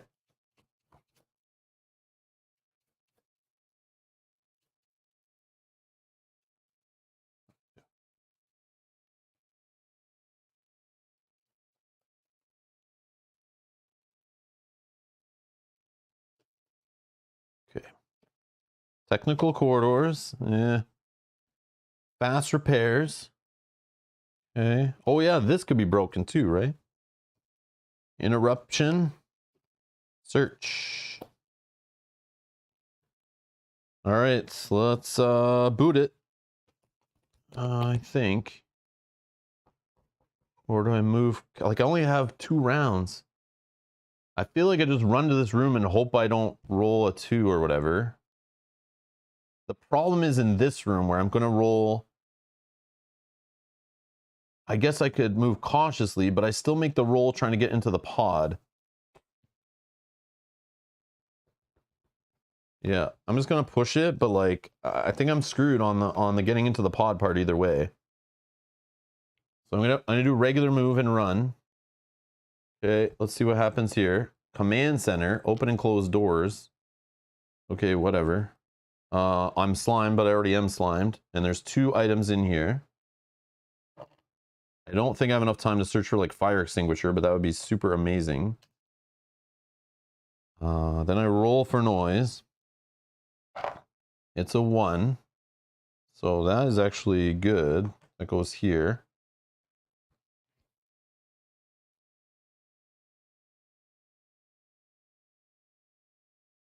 Problem is you're guaranteed an alien pod unless you roll an X. But the X...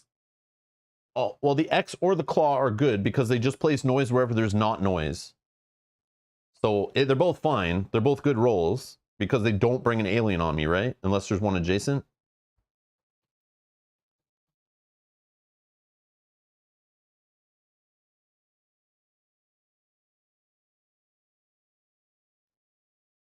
So I could search. I just don't know if fire extinguisher is in the red.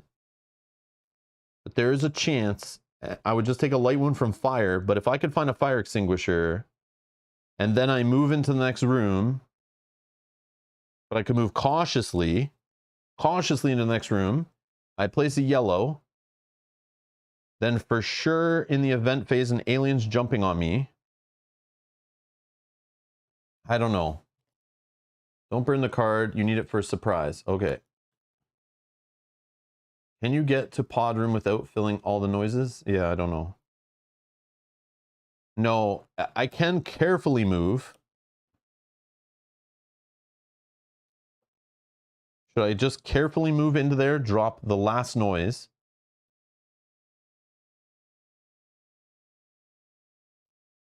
Oh yeah, the room could be broken. Yeah, true.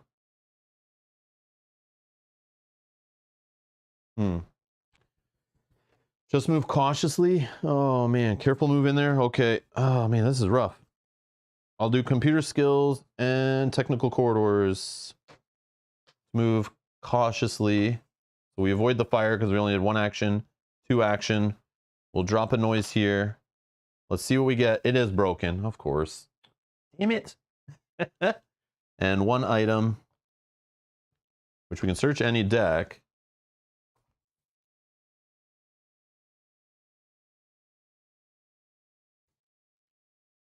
Do I fast repair it? Do I fast repair it now, or do I just hold? Oh, what do we do? I could fast repair it and search, have no cards in hand. Can I build a stun gun? No. Unless I search first from the yellow deck. I do have an energy charge. It's not free, Kanji. I have to toss a card. I hate when people say these actions are free. They are not free. These cards are so valuable to have in your hand for surprise attacks, movement. Yeah, it's not free. Don't give me that. It is cheaper than other characters, yes, but it is not free.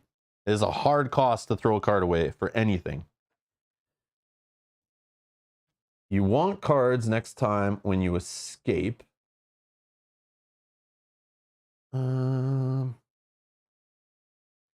the stun gun, if I search for a yellow item here right now, I then can toss a card to craft, but then I have no cards. It's not repaired. Repair now to see other cards. Okay, I'm repairing then. Discard the malfunction marker for the room you're in. Fast repairs gone.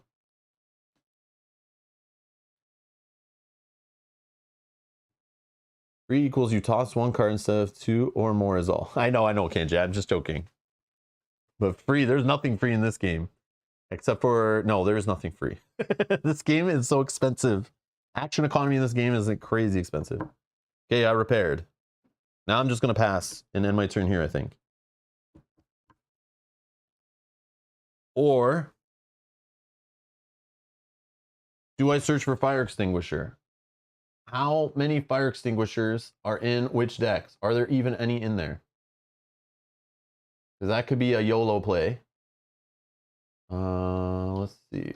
I know I took a picture before to send to Kyle and Shomar before they came over to play. So if I can find those photos, I might be able to see what's in the deck. So I'm going to pretend like I played so much that I know the deck so well.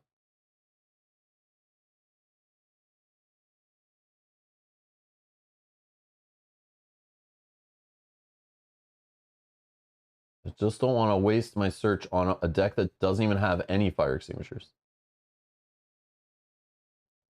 It looks like there are 4 fire extinguishers in the yellow. None in the green. And yeah, there's no fire extinguishers in the red.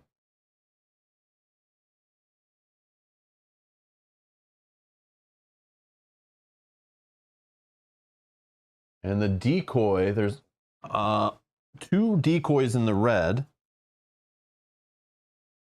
But, and I haven't seen any, but again, there's lots of cards in the deck. Yeah, it's only in yellow. Four cards out of all of these. Like, I don't think I'm going to find a fire extinguisher. But I mean, YOLO. There is no fire extinguishers in the red. What do I do? Now I could get lucky. So here's what I could do. I could pass with 1 card. I think there's no larva left in the deck. So having 1 card or 0 cards, I think with that attitude you want. Yeah. So, so I think the searching could be something helpful, and like sitting here with 0 cards, it's not going to stop a larva from getting me. But there are cards that will punish me for having no cards in hand, right?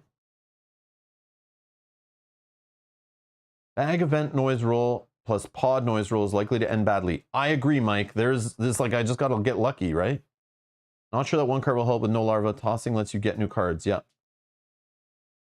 No, I pulled that larva, I think. I think I just pulled that larva like last turn. Okay, I'm going to search for a fire extinguisher, I think. Can that be used in combat? That's my question too. And a fire extinguisher... Yes, fire extinguisher can be used in combat.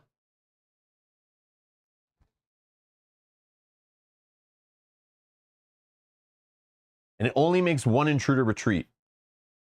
It only makes 1 intruder retreat. So let's just search. Our only search. We're going to choose the yellow deck.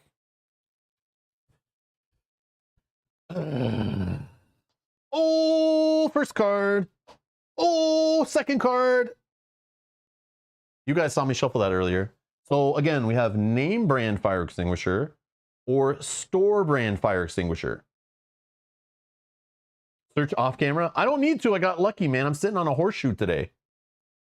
Rigged. You know, I haven't even took a break all live stream. You guys could see the whole deck the whole time. Right here. That's why the stream paused. It never paused. All right, so we'll take the name brand one, I think. We might not even need to use it. Maybe I'm really lucky. Not going to help too much if we get 2 aliens, though. All right. Pass. It's now on last turn of the game. What now? Intruder attack, no. Fire damage, resolve an event card. Life support failure. Place a malfunction marker in each green room. Oh no. Is this gonna end it for us? Green. Green.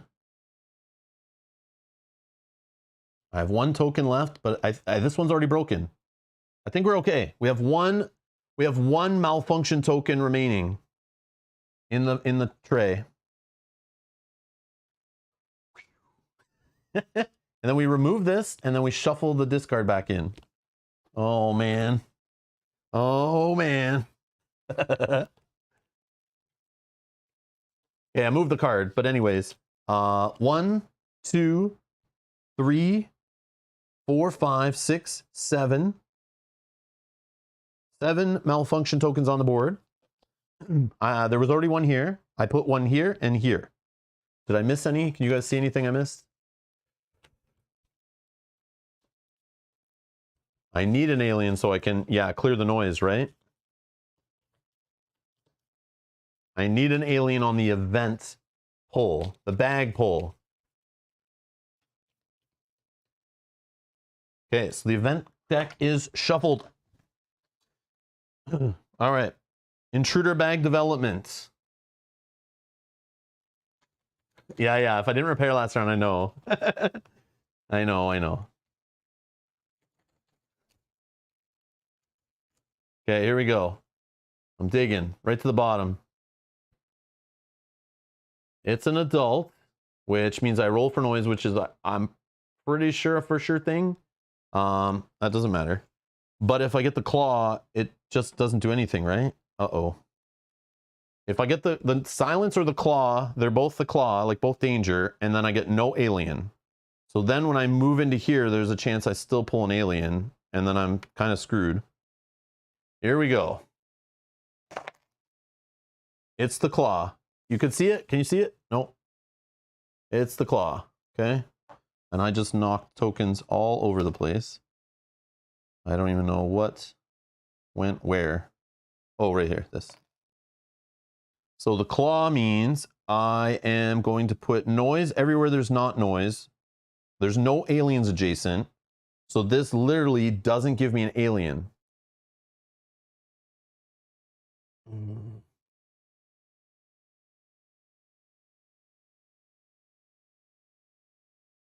Yes, an extinguisher, then roll, then leave, then win. So now I got to try to move in here. And if it's the claw or the silence, I win. If it's an alien, I'm probably in trouble, right? So I got to draw my cards. Let's see what we get. Ingenuity, pyrotechnics, demolition, search, and rest. Oh, so I get 5 cards, says Richard. 2 for escape, 1 to use, 2 to escape again. Oh, 1 to use extinguisher. Yeah. So I should be okay, right? I didn't get a corruption or whatever card, contamination card. I do have one in my deck, so I could still die from that.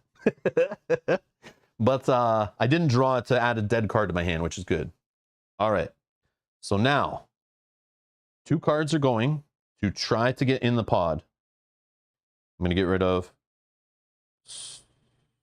search. I guess it doesn't matter. Search. Demolition. Okay. I now roll for noise. The infestation was going to kill me. All of this doesn't matter. Here we go. Rolling for noise to get into the escape pod. It's a 4, which clears up all this noise. Okay. And then we pull an alien, and it'll pull me right back into the room.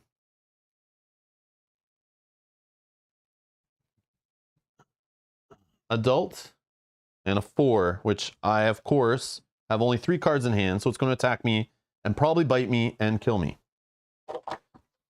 Unfortunately. So alien jumps in. I'm pulled back in the room. This is out of the bag. Attack. Tail attack from the queen. Okay, so it doesn't hit me. Doesn't hit me. Okay, then fire extinguisher for 1 card. I'll just do the rest, I guess.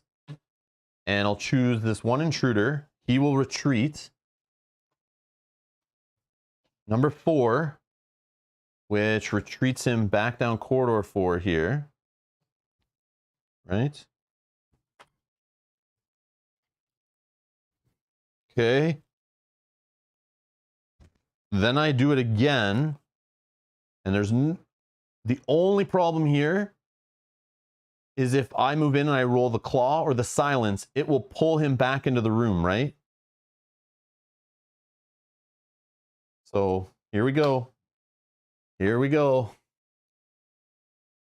Just not a claw or an X, please. Please, please, please. It's the claw. So he's back in the room. And I lose. Damn it. So I don't get in the pod. I can't do anything else. We move the time marker. It goes into hyperspace. I don't have my seatbelt on. So I smash against the wall. And I'm dead.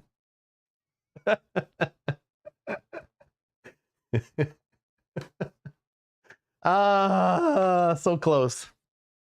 So close. So close.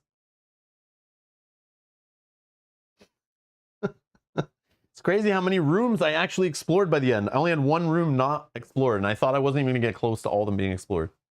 Now was I infected? Let's find out. Let's see.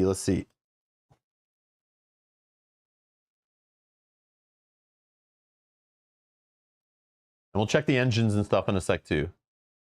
I was not infected. I was not infected. Okay. Engine check. Damaged. Working. And working. Okay. Oh, man. We could have done the Hybertorium possibly, but you know the same thing would have happened there, right? Aliens would have been jumping on our head, and noise and fire and malfunction and all this stuff. So the ship was going to Earth. I just couldn't get off of it or into an Hybertorium in time. Yeah, we knew it was going to Earth because I changed it, right? So Earth was the destination on D. I moved it to D. We already knew that already. Any other unknown information we need to check? I don't think so, right? God damn it. We got way further than I thought. Holy.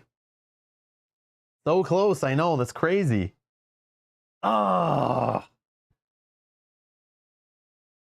Yeah, so now, you're right. So Yogi's saying now I sent the ship full of aliens back to Earth to take over Earth and kill everybody. So, yeah, I was close to that not happening. Well, that still would have happened anyway, right? The final room we know was the fire control system, right? Fire control system we knew. And it's funny, the ship didn't blow up from fire, which I thought it would have based on what happened there, but yeah, that's crazy. Woo! Okay, so here's the thing. My thoughts on solo. Okay, I still would rather play this game with a table full of players, playing semi-cooperative. It's how you're meant to play an aliens-themed game, right? I watched the movies the other day. That is how it works. There's people you don't trust. There's androids. There's traitors. There's aliens coming at you. You don't know how to kill them. And you don't know whether to trust the rest of your crew on board. Are they working for the corporation? Are they trying to help you? Or do they have their own objective altogether that they don't even care about anyone else? Or are they trying to kill you? I think that's the best way to play. Solo is fine. Solo is cool, but solo is definitely made better from you guys watching, playing along, the polls, the voting, the guessing, the die rolls of everyone watching. Definitely better. Me pulling this out and doing all the setup for this game to play it solo by myself off camera probably will never happen. To be honest, it probably will never happen. Will I play it solo again on the channel? Probably. This is definitely a cool horror game that I probably would pull out during a horror game October or put it on polls to play again. I probably will bring this back to the table. And if I ever grab expansions, yeah, I'll play them again. But it's an awesome game no matter what. I still love the game. It's great. I love that you have all 3 modes. All 3 modes are still solid. I appreciate they put a solo mode in, like, and they didn't have to, right? I like how I can play true solo and just have one character. So already it gets like huge points for me in the solo game category for that. Because if I had to run 2, 3, 4 characters and manage all those hands, I don't want to do that. That's not my style of solo. I love that it's true solo. I do appreciate that. And I love the co-op mode for teaching. I think that's a great idea. But yeah, semi-co-op, 4 or 5 players at the table is what I want to do. Even 3 is still fun. 3 at the table is still fun. 2 is okay. 3 is fun. And 4 is amazing. I want to play it at 5. I can't wait. But yeah, this game's awesome. I'm going to keep playing it and teaching other players. So this is definitely a great game. Thematic win. Awesome game. Thank you everyone for playing along, voting, helping. I would have never got that close if you guys, I know some of it was like just voting on like unknown information, like do we go left, do we go right, like, you know, either way we don't know. But it was fun, you guys voting on it, and actually it ended up being like pretty much was the good way almost all the time. So that was pretty cool. Yeah.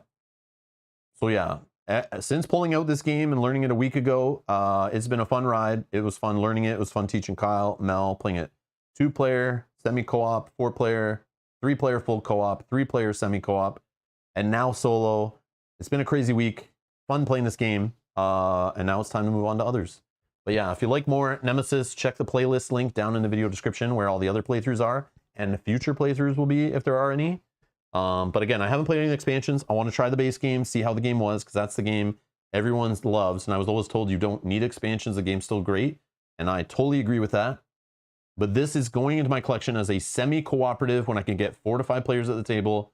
We will put this in the pile of games to choose from to be played for sure. This game fits in my group that loves Dead of Winter, Game of Thrones board game, 2nd edition, Unfathomable. All these games are like, you know, lots of table talk and bluffing and unknown information. Like, yeah, it fits right in that party of, you know, longer epic afternoon or weekend evening kind of, you know, get 4 or 5 players around, having some beers, you know, not trusting each other, talking smack and trying to survive. Like it fits right into that category for us. It's perfect. Do I need expansions? Probably not. Like, honestly, I know there's this, you guys are talking about this untold story stuff. And this is the retail base game, by the way. Retail base game. Took me a while to track this down. But, yeah, I don't know if I'd play this game enough to get thick of the base game to need to buy expansions, to be honest. But again, I've never played expansions, but I don't know what I'm missing if I haven't. But Untold Stories, I don't have it. It's searching it online seems like an expensive thing. I know Mel was telling me KJ was offering to like send it to us, like if we pay for shipping, whatever. But I don't know. I don't think I need to do that. I have other games I need to move on to play. So yeah, I'll just leave the campaign stuff. If they do another Kickstarter in the future or actually sell that in retail, maybe I'll grab that one. But for now, I'll just leave the game as is. Maybe check out the Aftermath in the future, because that seems to be the one to grab as the first expansion. But yeah, for now, it's been fun to play Nemesis. You might see it on the channel in the near future, 5-player, as that's what I'm going to try to work towards next. But yeah, other games we're going to play now. So yeah, check out the channel. There's lots of live streams scheduled. And so hit that subscribe button, hit the notification bell. And it was a blast to play with you guys. I love doing these solo afternoon streams with you guys, playing through this stuff.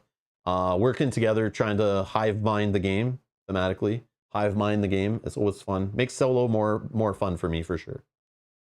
So much more fun. Logator says, if drinking beer, talking smack, and not fully trusting your friends is what semi-co-op is, then every time I get together with my friends is a semi-co-op experience. Oh, man. Yeah, it's been fun. So yeah, we're back tomorrow. We're starting our Marvel Champions living card game, Sinister Motives campaign, playing with Miles Morales, Spider-Man, and Ghost Spider, Gwen Stacy. We're gonna start that campaign, play through that. So come check that out. Also, Friday, we've got a couple streams scheduled. Saturday, we're playing more Marvel Champions. Sunday, we're gonna bring Aeon's End, Legacy Gravehold. Keep playing through that campaign. So if you're interested in campaign games, long games, big epic games, subscribe. You're in the right channel. And thank you all for watching. Enjoy the rest of your day. I'll see you in the next stream. Bye-bye.